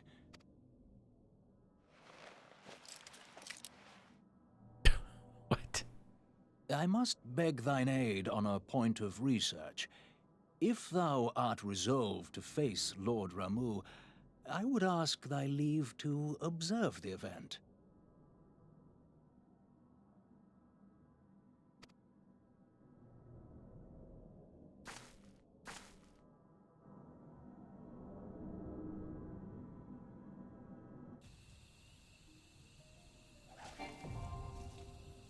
Striking the hard, now available. Oh, just fly away from this guy. Alright, investigate the area around the Beastman. Alright, right here.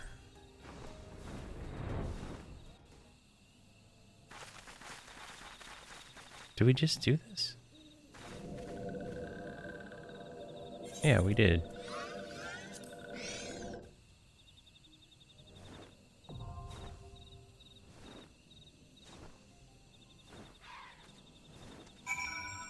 Oh, there we go. It's because we were mounted. We didn't get the,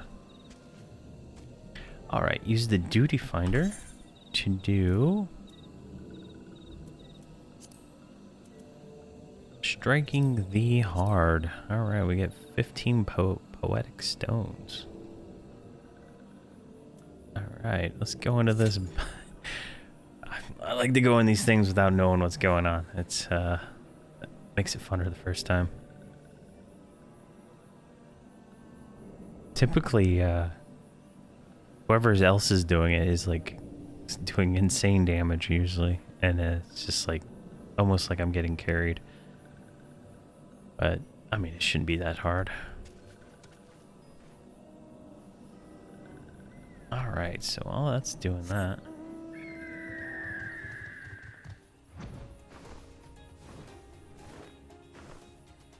what is that thing? Oh, it's a fate. That's a big ass animal. All right, let's just. Oh, I was gonna say let's just park right up here, but we can't land.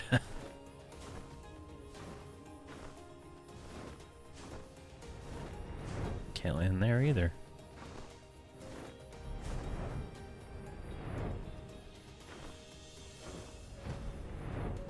There we go.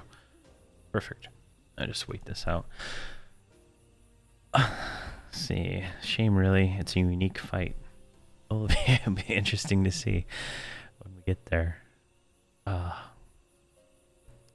got to level 89 on my Shadow Knight in EverQuest, and I've been doing DPS logs of my group to see the DPS and stuff like that, and like my bard is killing it really. It's like number 2 DPS consistently, and I'm like shocked. So I think I'm doing something totally wrong on the druid and the mage. And the shaman does like almost no DPS, and the cleric does 0 DPS. So I'm gonna have to do some reworking on some of their macros and stuff to see what's going on. Why I'm because I'd set up a macro for the bard to do boastful bellow, and then switch to a melody with 2 chants in it, and those chants I guess do a lot of damage.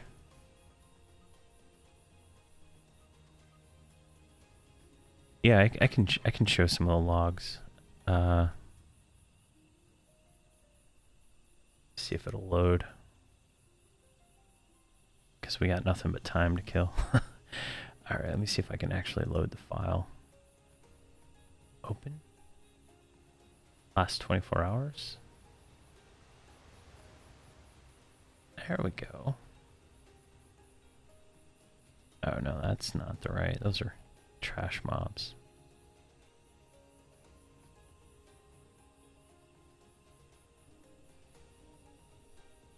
Can I make this a little bit smaller?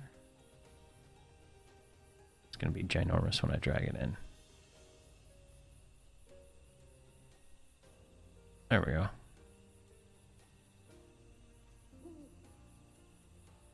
This is just this is actually using I recorded this DPS fight with Kiss Assist and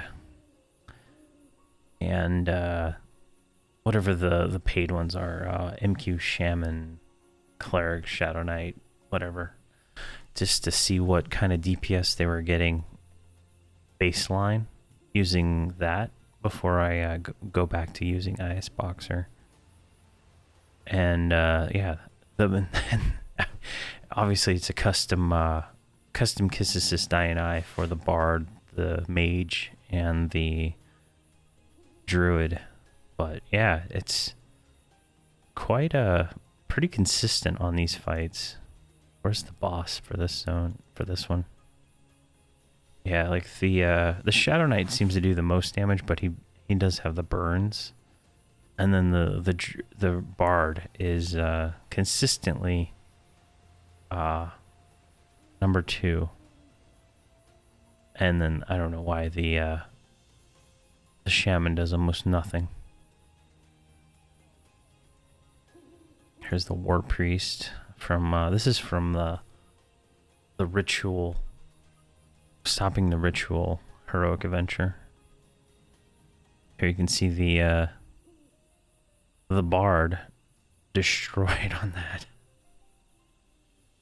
Yeah, so I don't know if that's how it works or not. That's like the values here from EQ log parser are the same values that the Kiss Assist DPS parser showed, pretty much.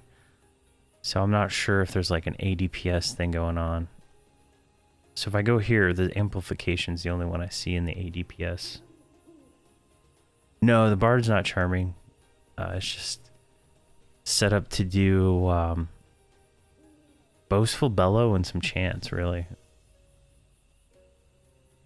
There, back. Is it DPS? No, that's not right.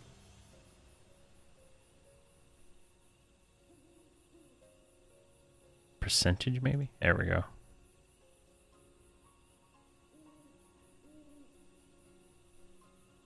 Yeah, and it's pretty consistent through like all these fights that I did. Like Bard's always doing the most, and I don't know, maybe this.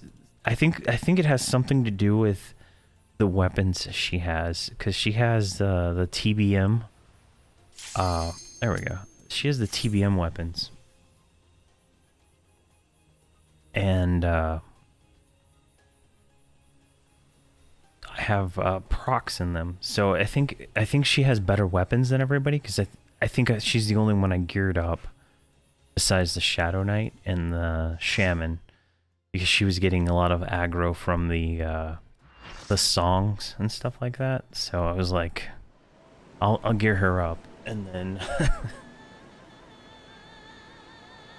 yeah, I think that all the other ones are wearing just the baseline TBM armor without any of the Augs.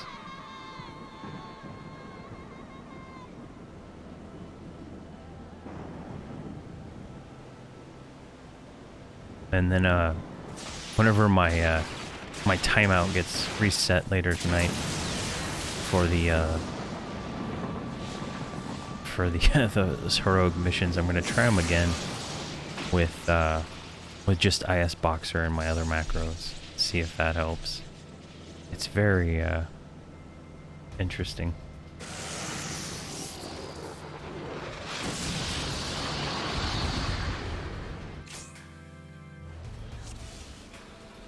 Yeah, I've spent a lot of time trying to figure out all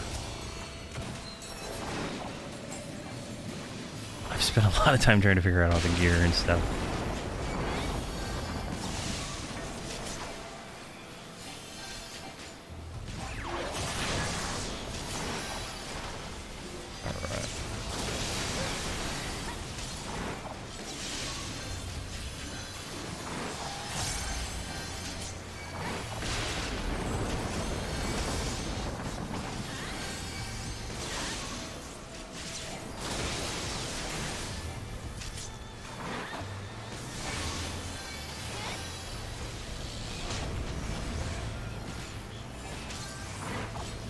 Alright. Oh, I'm tanking. Never mind.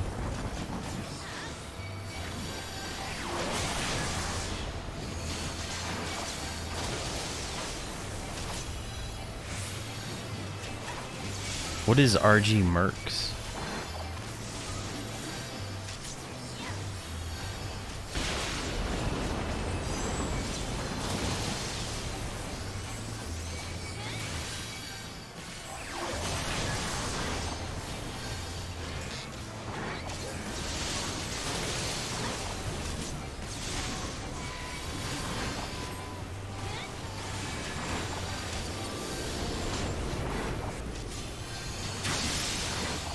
Oh, it treats all classes like they're mercs. Okay.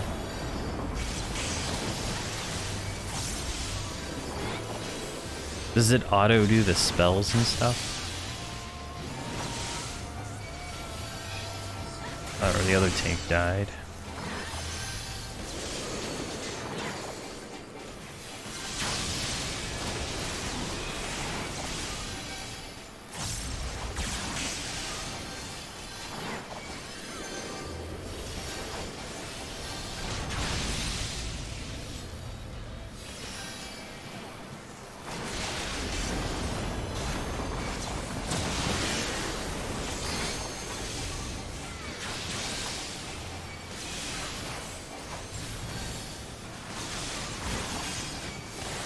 Get the orbs on the ground.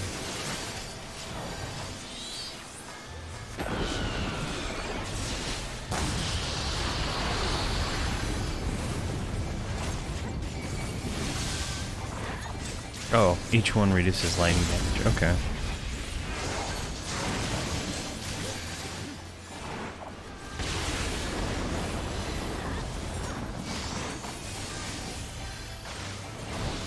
Okay.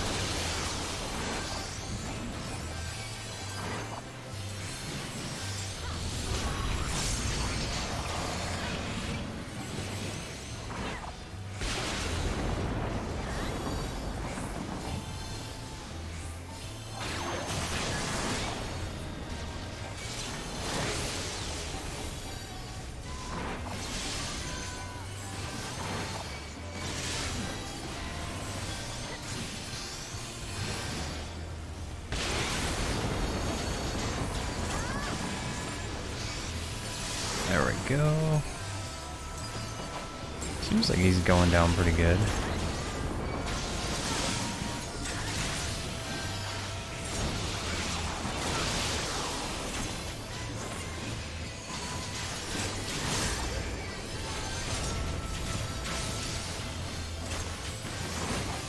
I'm burning my cooldowns as much as I can.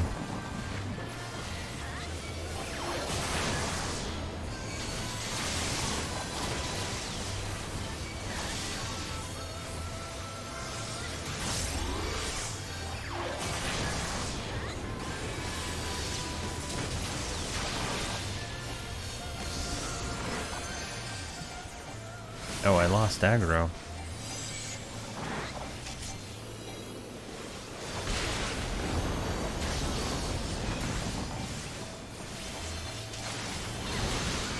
I think.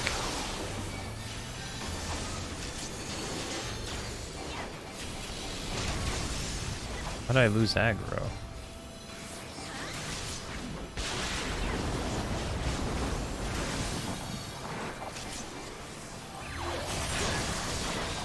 That other... Oh, the other guy's on the other side.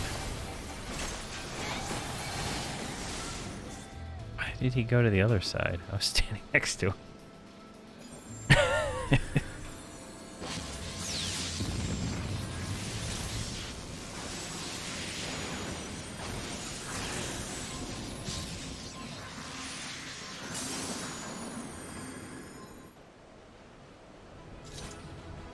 All right. That was interesting to say the least. Let's go with Keeler. There we go. Yeah. That was interesting. I have taken thy measure, bringer of light.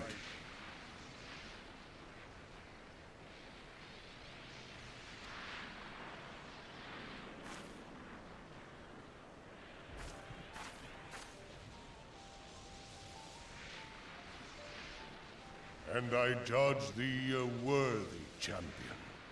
The task of excising the sin that hath taken root in man's heart is thine.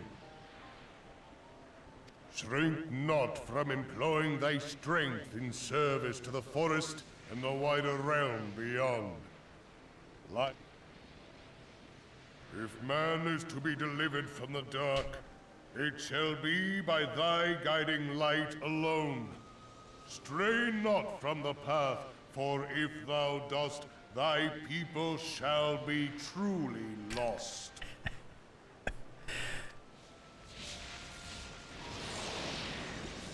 I know, right? Oh, and this guy just shows up again. Thou hast slain the Lord of Levin. A regrettable act, but a necessary one.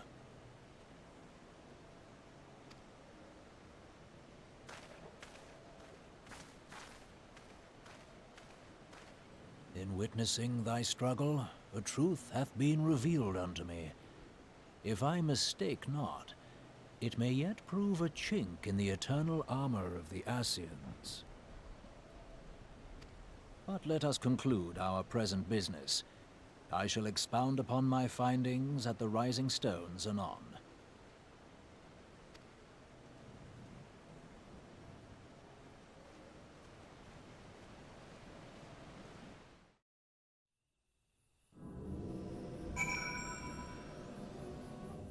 All right. Or to the Serpent Lieutenant. Alright, let's go back over here.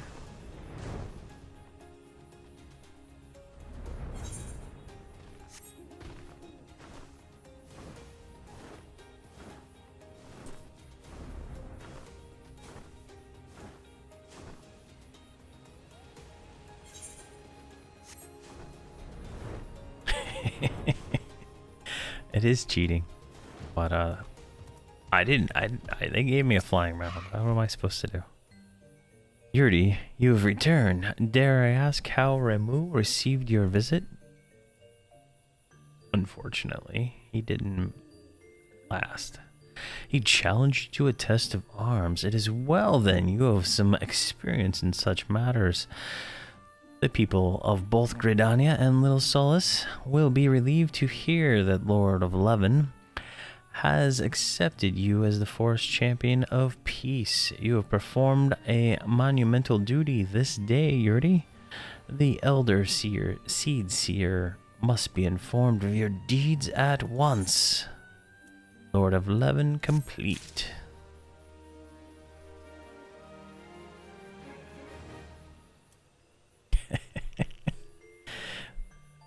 Couldn't fly. Flying mounts make it fun. Alright, what little gods are made of? Alright, the Serpent Lieutenant is ready to send you on your way. The Elder Seer wishes to hear of your experiences firsthand.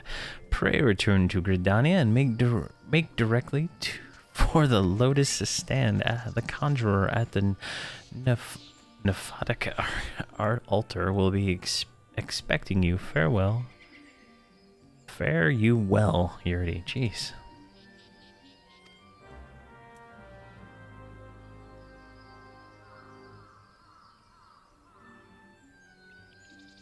Oh, so it was right as I started playing, they added flying. That's good luck on my part.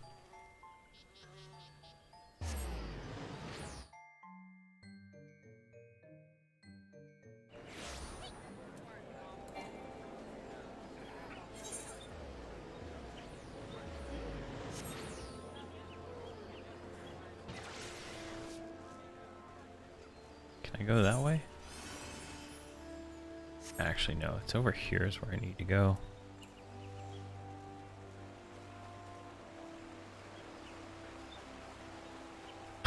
they cut 30% of the quests. It's still a bunch of quests. Jeez.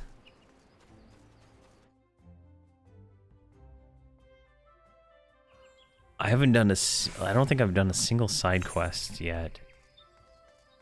And I've avoided doing the daily dungeons as much as possible. I think early on I did a few.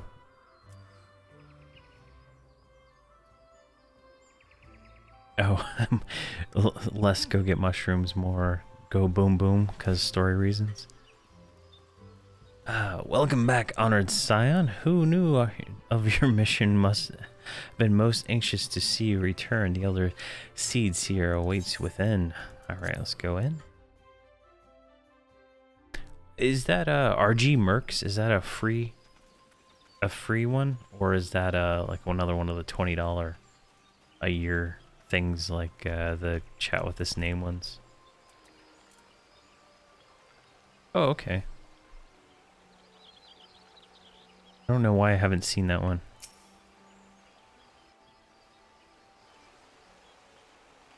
You are returned to us, dear friend, and none the worse for bearing the heavy burden which I did press upon you. Most glad am I of this. I am informed that your efforts to negotiate a peace with Lord Ramuh ended in conflict. Pray tell me, what befell?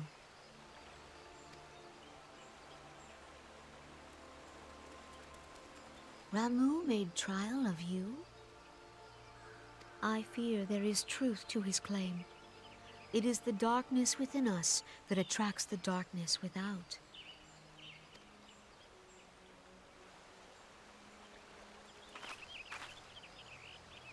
It cannot be denied that misfortune follows man. For evidence, one need only look to the conflict brewing in Cartano, or to the rising flood of refugees. Our shared struggle against the Empire should have served to seal our union. Yet the ties which bind the Alliance strain under the weight of gross self-interest.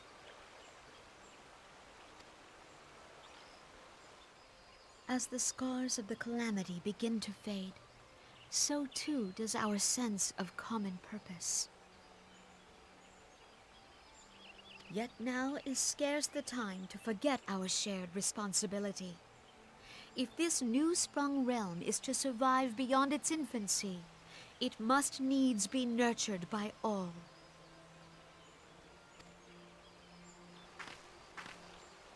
Eorzea must be as one, yet I fear that dream is still far off.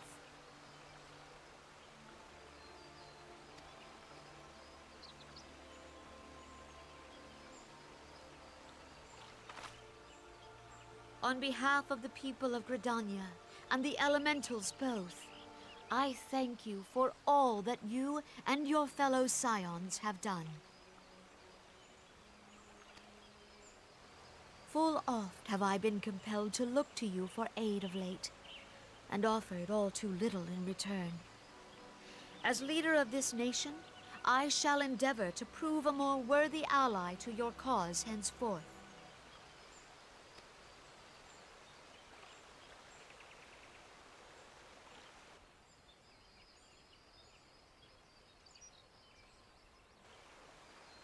Lord Ramuh has departed, yet the keening of this ill wind grows no less insistent.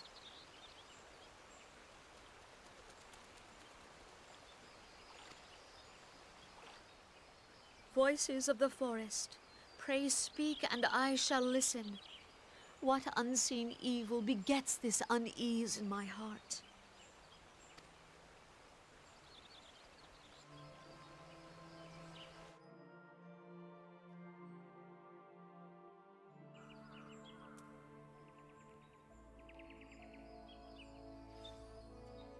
All right. Let's see. What is this?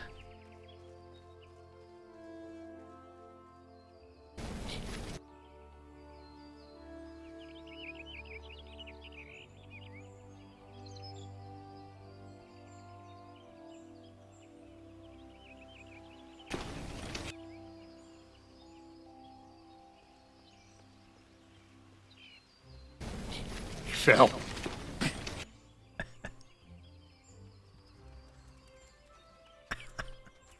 That's a good one. Let's see here.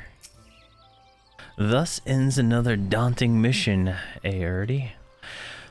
I'd hoped that Lord Ramuh could be persuaded with words alone, but nonetheless, I can only admire the adroitness with which you responded to the Primal's sudden challenge. And it seems that Uranger too was pleased with the outcome.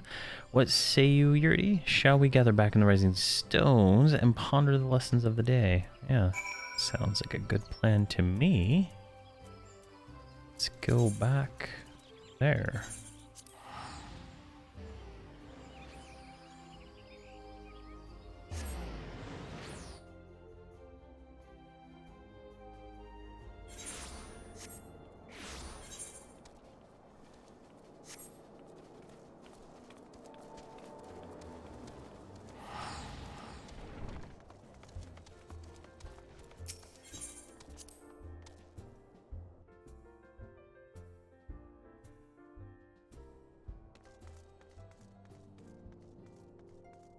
All right.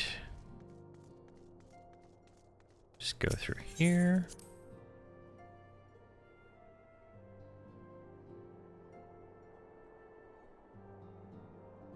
And Minfilia.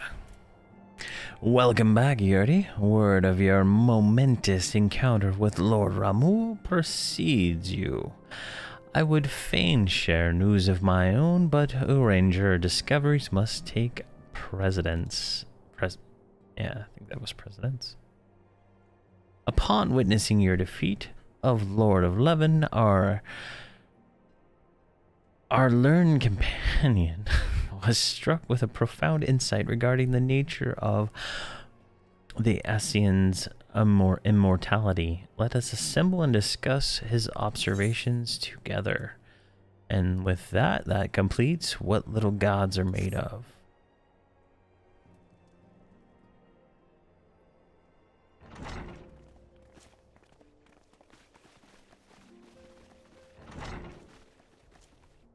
If everyone is ready, let us begin. Urianger, the floor is yours.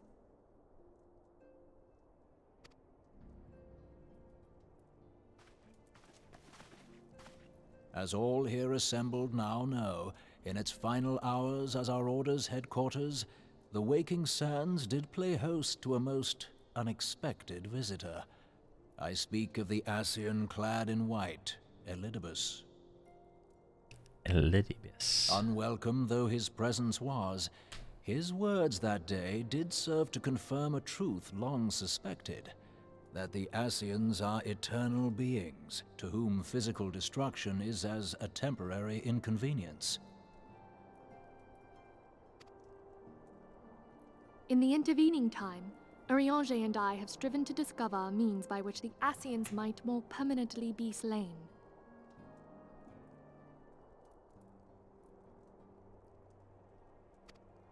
And 'tis my belief that we have found the thread that will allow us to unravel the twisted skein of their existence. In the moments prior to Leviathan's most recent manifestation, the Sahagin elder who summoned him was observed to undergo some manner of ascension. The etheric readings taken by Y'shtola at the time of this transfiguration have proven most enlightening. The disruption to the flow of ether was sudden and dramatic. So tangible was the agitation, I scarce had need of my goggles. The significance of Y'shtola's readings might better be understood in the context of mine own, taken at the instant of the Lord of Levin's demise. Unlike the Primal, the Sahagin was not subject to etheric dissipation.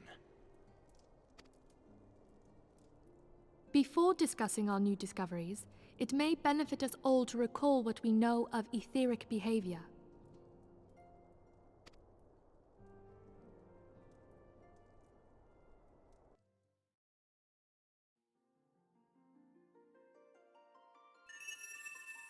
Let us begin at what some might call the end. When we who dwell in the material realm die, our spirits dissolve into the flow of ether and are returned to the ethereal realm.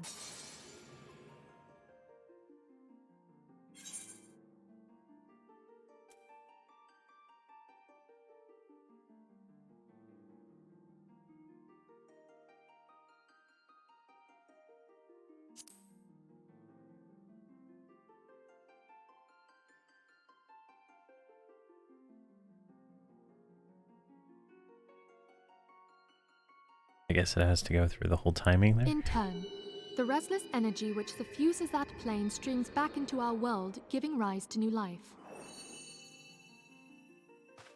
'Tis as the heavens did decree, the way of all mortal souls. Twixt this world and the next do the ethereal currents swirl, bearing the very essence of life. Thus doth the cycle of birth, death, and rebirth continue unabated.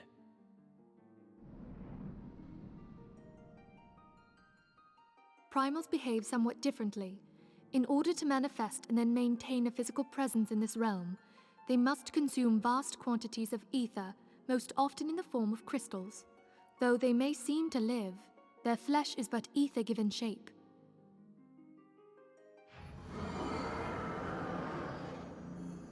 Thus, a defeated primal leaves behind no broken corpse. Rather, the essence of its form seeps back into the land whence it came, and the energy of its shattered spirit is called back to the ethereal realm. And there it waiteth, till next the prayers of the faithful do draw it forth from the sea of ether, to take their offering of crystals and make for itself a new body.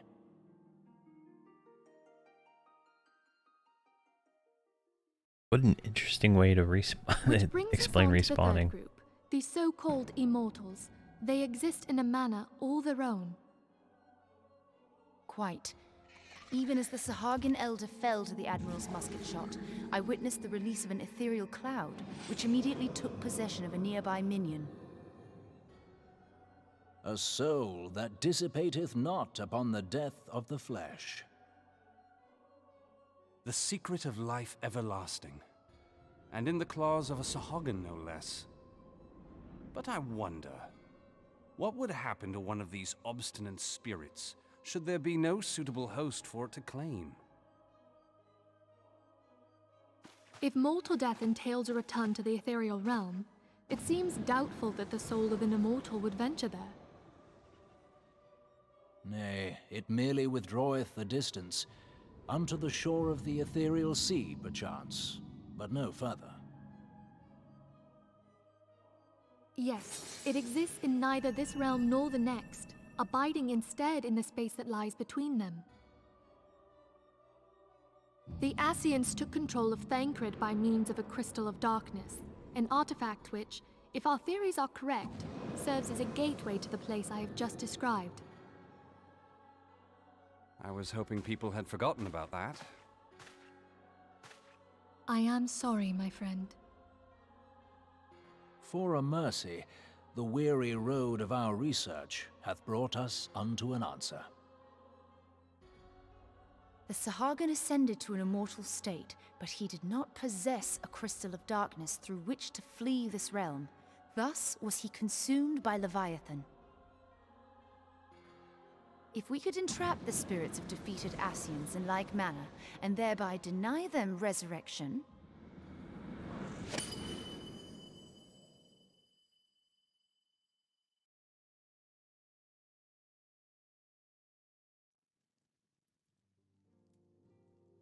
Therein lieth the path to victory.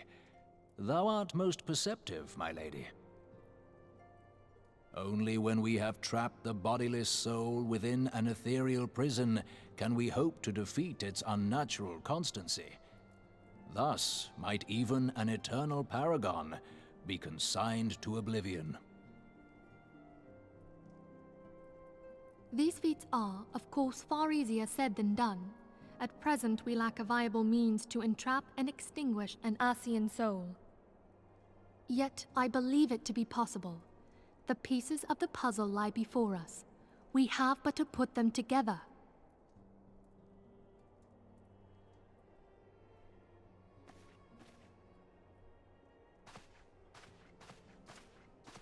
I will depart at once to convene with the sages of Sharlayan. Together shall we divine the steps by which our goals may be achieved. I have the utmost faith in you, Archon.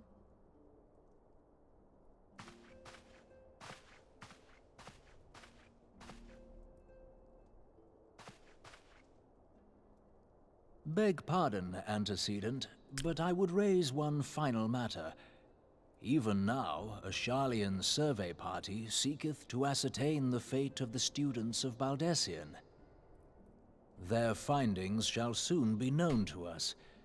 Though you harbor feelings of dread, I bid you surrender not to sorrow, but abide instead in hopeful prayer. I shall, Archon. Thank you.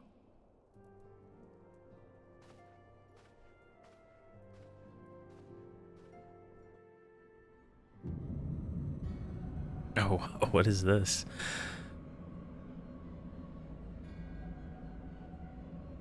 Interesting.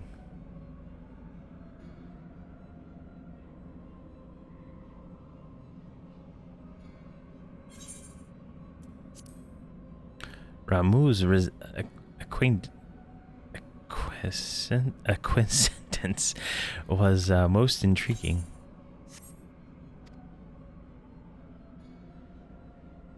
Next 5 years of content. Inferno, Vortex, Crag, Whirl, Levin, all have now been humbled by the Bringer of Light. Limitless potential of man, Idaean servant, grows mightier by the day. Yet she prospers at great cost to her mistress, whose strength is all too finite.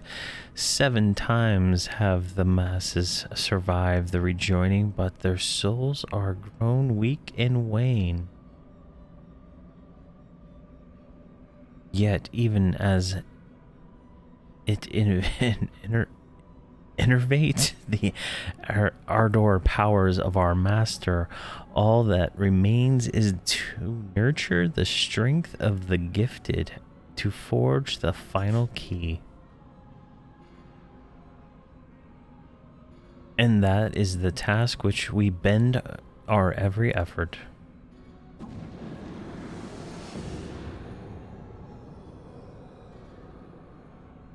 La Breja.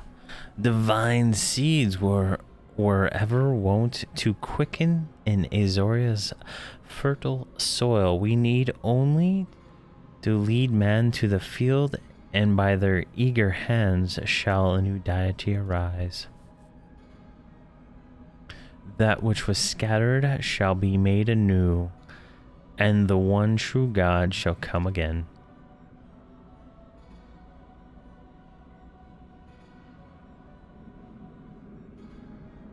Oh, we got our next boss reveal. Looks cool, whatever that was. Alright, quest complete. Got a little money, got a little experience. The Guardian of Azoria. Alright, we're going to pick up on materia this time.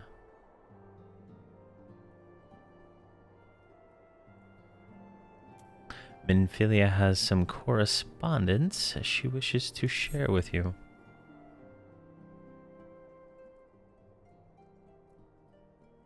Now the matter of Ramu has, for the present, been put to rest. There is something I would show you, Yurdi.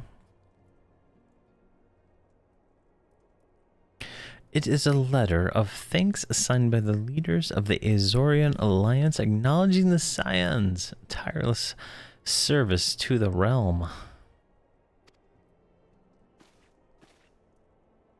It mentions in particular the names of all the defeated primals: Ifrit, Titan, Garud, Good King Mughal Mog the 12th, Leviathan, and now Ramu. Needless to say, there is only one amongst our number to have faced them all. And though these words of gratitude were addressed to our order as a whole, I feel that they meant for you above all others. I too must offer my heartfelt thanks for all that you have done in the course of your duties, and never once failed to answer my call to arms. You are a true hero, Yurdi, and Azoria is much safer for your presence. Pray do not misunderstand me. I said safer, not safe. I know only too well that we can ill afford to lower our guard. The Assyrians may be relied upon to sow chaos in this realm until such time as they are forced to stop. Why, even without their encouragement, you may be assured that man would foment strife in his own, and that is to say nothing of the beast tribes, unless we learn to live in harmony, the primals too. We will return to plague us again and again and again. And yet, despite all of this, your deeds serve to inspire the people, to give them hope for a better tomorrow, and there is no greater gift. That was the courage to strive for what otherwise may seem an impossible peace. We owe you in no small part the dangers that you have faced upon our behalf and the people you have won over in our cause. In doing so, our list of enemies has ever grown so long. To think of our allies with whom we are now blessed. Of the sylphs of Little Solace, who wish not of conflict, of the Al-Amigans and the Domans, who stand with us determined to halt the dread of march of the Empire. And then there are so many unsung individuals who have gathered here in reverence toll, honest men and women who seek to employ their skills for the good of all. And of course, when speaking of our greatest allies, we must not forget those closest to us, which I mean our fellow scions. Thanks to their many and varied talents, our order is uniquely equipped to combat the far-reaching corruption of the Assyrians, and combat it we shall. Your enthusiasm is truly heartwarming and descendant. Give our embarrassing wealth of allies. I trust it will not inconvenience you unduly if I absent myself for a time.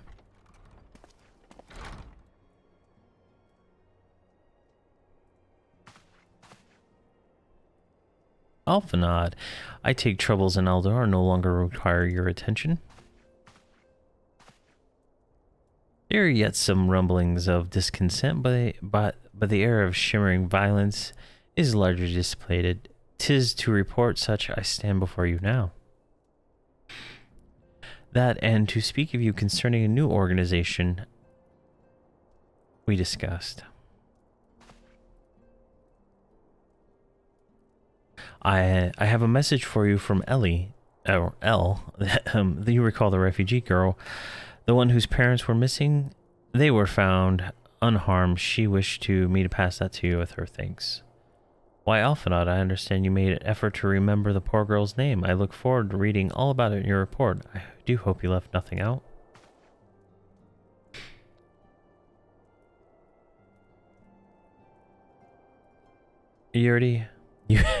Jesus, it's like the longest thank you thing in the world. Lurdy, you may have been away from Reverend's Toll for some time now, and I believe I might have suggested that you put affairs in the realm on one side for one moment and take this opportunity to reacquaint yourself with the town. Which reminds me, one of the Dolman children recently inquired as to your whereabouts. Yozen was his name. I believe he has some small matter he wishes to share with you. Why not oblige him a visit? Alright, quest accepted.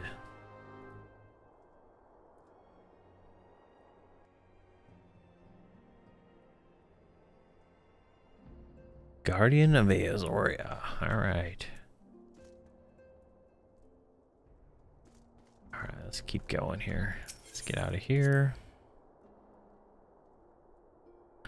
I don't think that's a spoiler that's the boss of the next expansion. I guess that's kind of they kind of lead it up. I felt like that's what they were kind of going towards with that cutscene. Like, say, you know, this is the guy you're gonna fight next.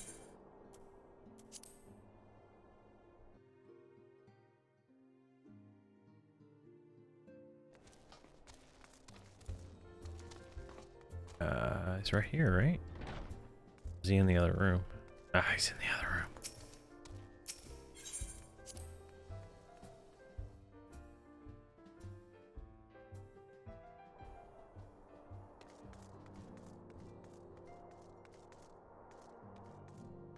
Oh, there he is.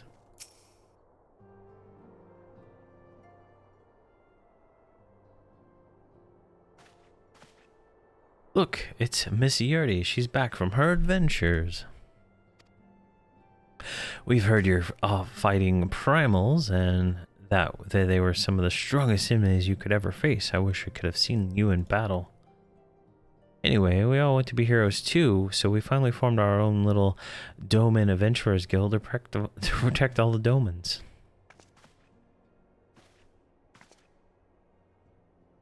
Oh, do you think you could train us today, Miss Yurdi? Maybe you could show us how you fought the primals? What's all the commotion then? Oh, who are these people? Mr. Boulder. Oh, that's a dude. All right, Mr. Boulder, Mr. Coltrant. Did you know Miss Yurdi is back?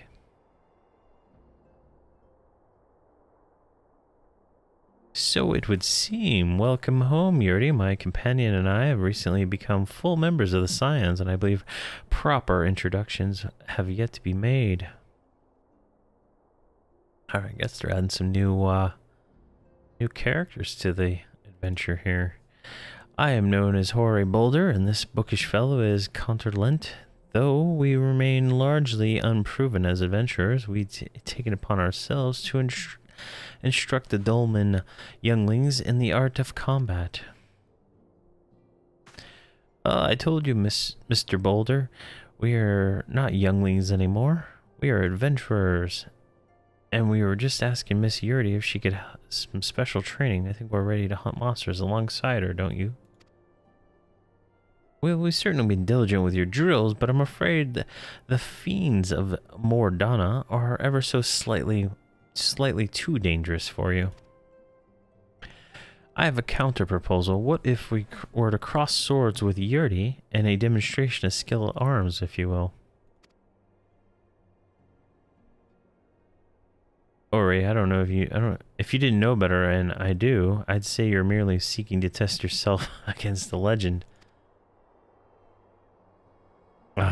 Maybe perhaps I am, but matters the motive when the children stand to learn from such a lesson. What do you say, Yurdi? Do you consent to spar with me? That's like the most forced smile in the world. Hooray! We're to have a tournament. Come on, everyone. We must prepare our gear for an outing.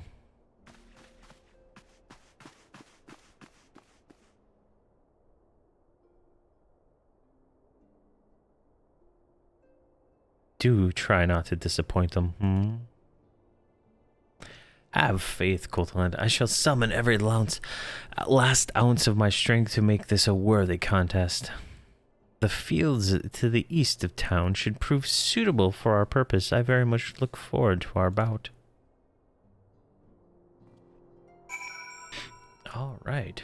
Guess I gotta go fight this dude. All right, meet Hoary Boulder.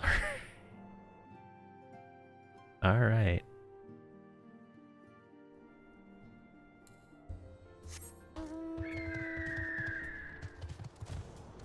All right, where's this guy at? Way over there. Jeez, he's like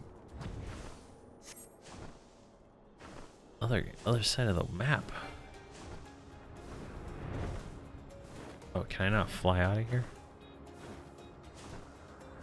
Oh, you son of a gun.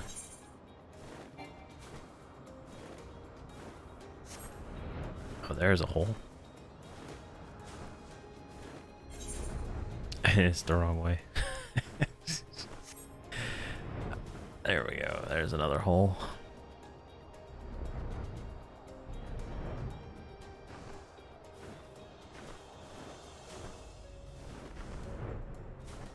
What on earth is this place?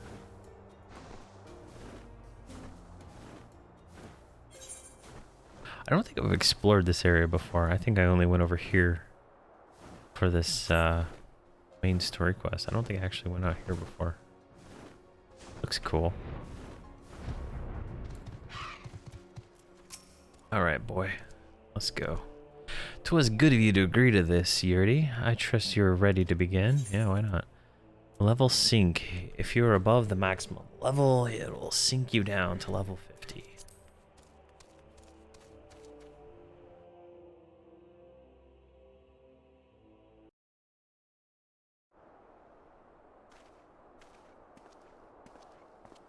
Very well. Let us not keep the younglings waiting any longer. Ahem, Hori, are you certain you wish to fight her alone? That is, Yurdi. It is Yurdi you face. What better way to test my mettle? Pray allow me to attempt first round unaided. I gotta sneeze. After all, it was this hero's legend that led me to join the Silence to begin with. Without Yurdi inspiring my efforts, I would not be half the warrior I am today. Your point is well made, but remember, this is for the children's sake, and as well as your own. I should not appear a contest you will end too swiftly. I shall add my spells to your blade work. These cheaters. Hello, have you begun yet, have you? Oh, we got, what? Who are these people?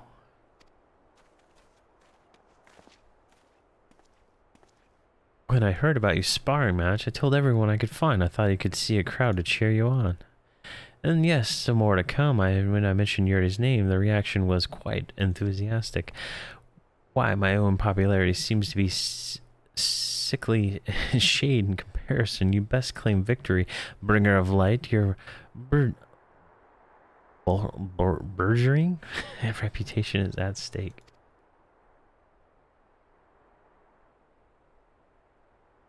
Well, our teacher won't be beaten so easily. He's a master swordsman. You can win, Mr. Boulder.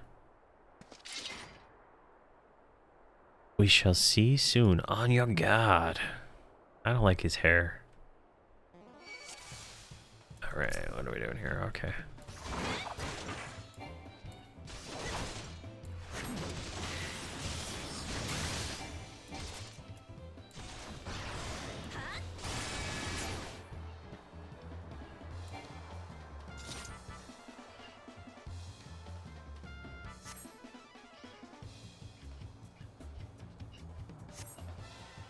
What am I supposed to do?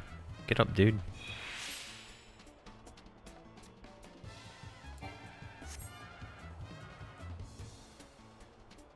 Oh. Oh, I gotta kill them both now.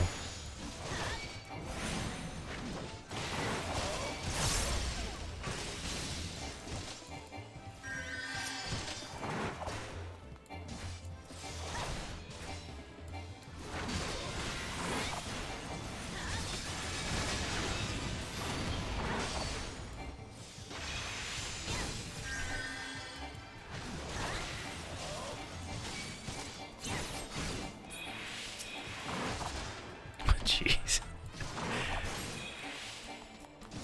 We got him.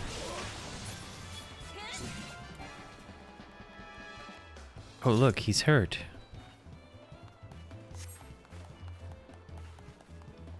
But you can't give up, Mr. Boulder. Can't disappoint the younglings. Oh, did he just like lay on hands?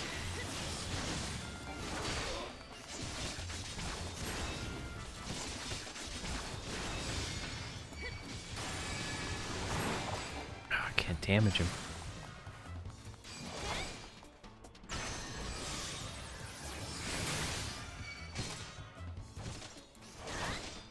There we go.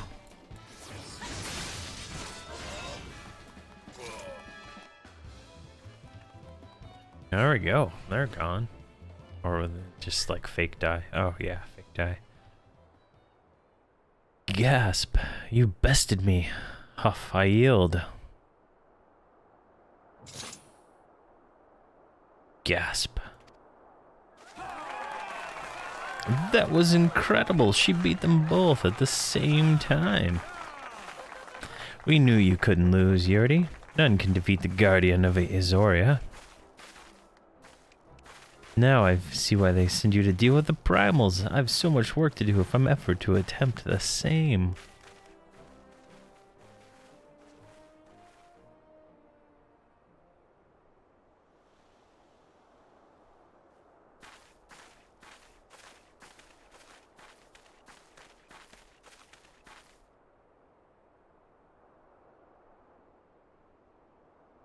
Impressive as always, Yurdi. 'Twas ever a pleasure to witness the spectacle of your martial prowess. And by judging by the smiles on these faces, they too appreciate the hard-won strength that keeps the perils of the realm at bay. Guardian of Azoria, yes, it is a most fitting title. Do you recall when we first met? 'Twas a memorial service for the Battle of Cartanu. At the time, I was yet attempting to understand this land of Azoria. I sought to grasp the reason why my grandfather willingly sacrificed himself to protect it. I shall speak plainly. My initial impressions were less than favorable.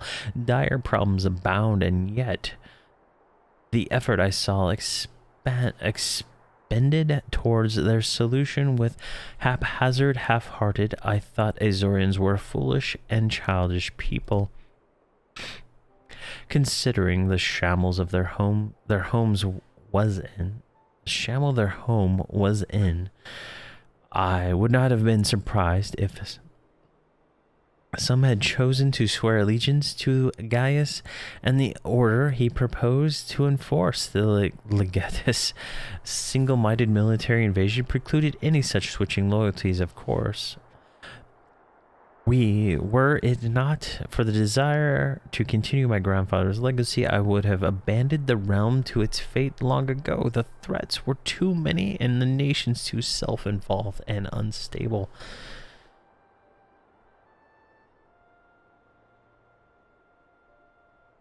'Twas you who convinced me salvation of Azoria was possible. 'Twas you who taught me through the countless acts of bravery that what my grandsire sought to preserve was not the land, nor its history, nor a single nation. It was the people, these wonderful, irritating,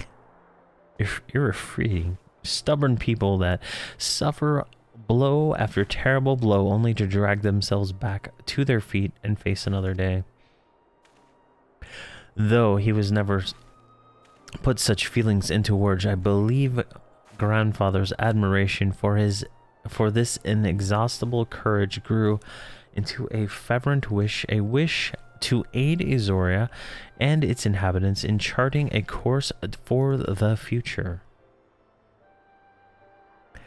A wish has now become my own. I too will endeavor to take up the mantle of Guardian of Azoria and champion these people who toil towards a better world. Our cause, however, is not a simple one. The troubles that plague us are of a scale that cannot be solved by the scions of the Seventh Dawn alone. No, what we need is to tackle the root of the primal threat and effectively counter the schemes of the Ascians. Is a new expanded organization that operates beyond the limitations of nations and borders. If you will aid me in building such an organization, then pray let us continue this discussion back within the walls of the Rising Stones.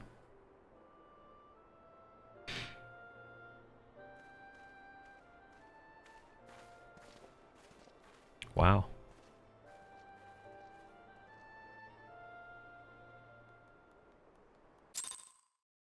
Your level is no longer synced. Alright, so we have... Oh, that is loud. Alright, here's a video. I didn't even, can we bring it? Can I get it on the screen? There we go.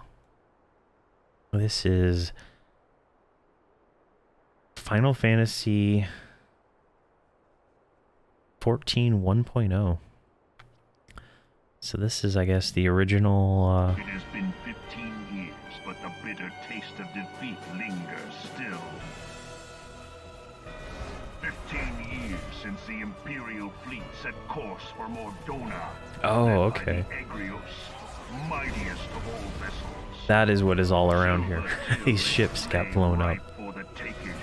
That makes sense. All of Eorzea would soon be ours. Or so we believed. But an innumerable host of Oh wow, look at this dragon thing. What is this? which flew the great Midgard Zormer.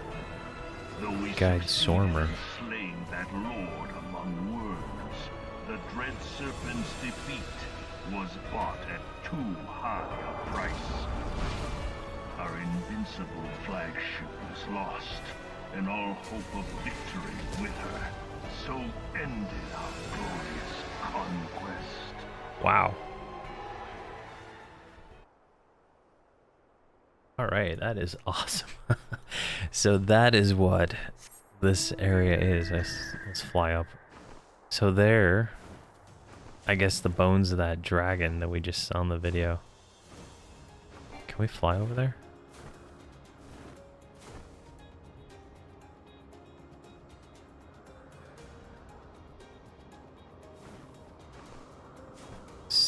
Silver Tear Falls. Oh, that's as far as we can go. There's a invisible wall, but that is pretty cool over there. And there's something else over on that side. Lots of shard things everywhere. All right, let's go talk to Alphanod.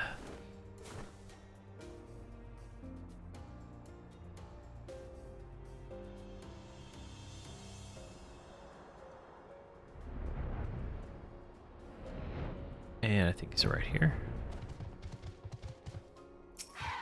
That's pretty cool. Very, it's good to see the things, I guess, the way it used to be. Or how it became. Wait. Do I have, like, materia I can take out of my... No, not yet. It's almost there, right? 99, no. Spirit Bond 3%. No, it's never gonna get there.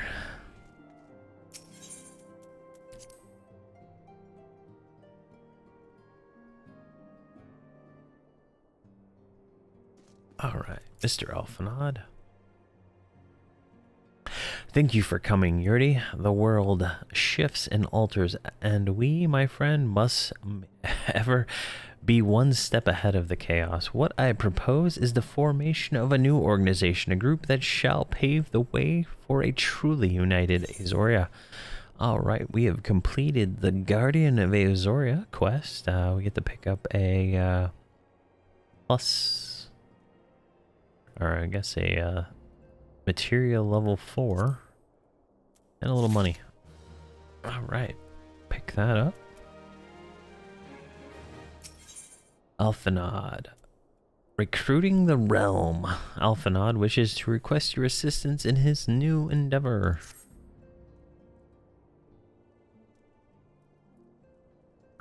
Pray forgive me if I tread over old ground, but I would first speak of the grand plan. Since the advent of the 7th Estrial Era, the leaders of the three nations have been deliberating over an accord that seeks to bring the disparate forces of Azoria together into a single entity. A realm-wide grand company, if you will. The military might of such an institution will be drawn from every corner of the land and directed against the threats that no single nation could hope to overcome alone. Yet, while I propose this hypothetical organization, is undisputed, the logistics of the formation have been the source of endless debate. And the longer the discussions continue, the more sense the impetus towards the unification draining away. Thus, I have been campaigning for the creation of what might be considered a trial company. It will be on a much smaller scale than we had hoped, but eventually achieve both capable of the same manner of unrestricted operation accorded to the Scions. 'Tis my hope that the successful utilization of such a force will lend its momentum to the lagging deliberations. Also, being a primarily military outfit, I mean to assuage the fears of its misuse by placing the fledgling organization under the authority of the antecedent. The Scions will work tirelessly to protect Azoria and its people. But you as yourself have witnessed with the refugee revolt, there are limitations to what we can achieve. With this new company under the Scion's command, however, we will be capable of responding to a wider range of difficulties without straining our resources or overtaxing your formidable talents. The goal of my proposed organization and those of the Scions ultimately identical, a point of conceded by all the concerned. But before I can move forward with the establishment of this precursor to a true border spanning grand company, 'tis yet necessary that I visit the three leaders and gain their official approval. Tiresome and time-consuming task, which may I task with you to accompany me on the journey and attend, the business of recruiting our inaugural members, while I'm otherwise engaged in bureaucratic formalities. Thank you. 'Tis reassuring to know that the bringer of light and her disconcerting eye will be selecting our future allies. Our first destination will be Lomensa.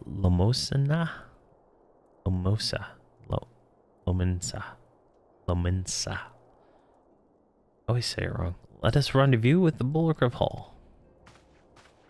At the Bulwark of Hull. Alright. And I think with that quest, I am going to go ahead and call it. I'm starting to get tongue-tied and tired. Got a early meeting in the morning, so probably a good good time to quit. So, thank you for watching, guys. Thank you for resubscribing, Dras. If you're still there, I really appreciate it. Lomensa. Yeah, it's like a tongue twister, this game. All the different stuff. But I'm gonna call it there. So thanks for watching, guys. Have a great one.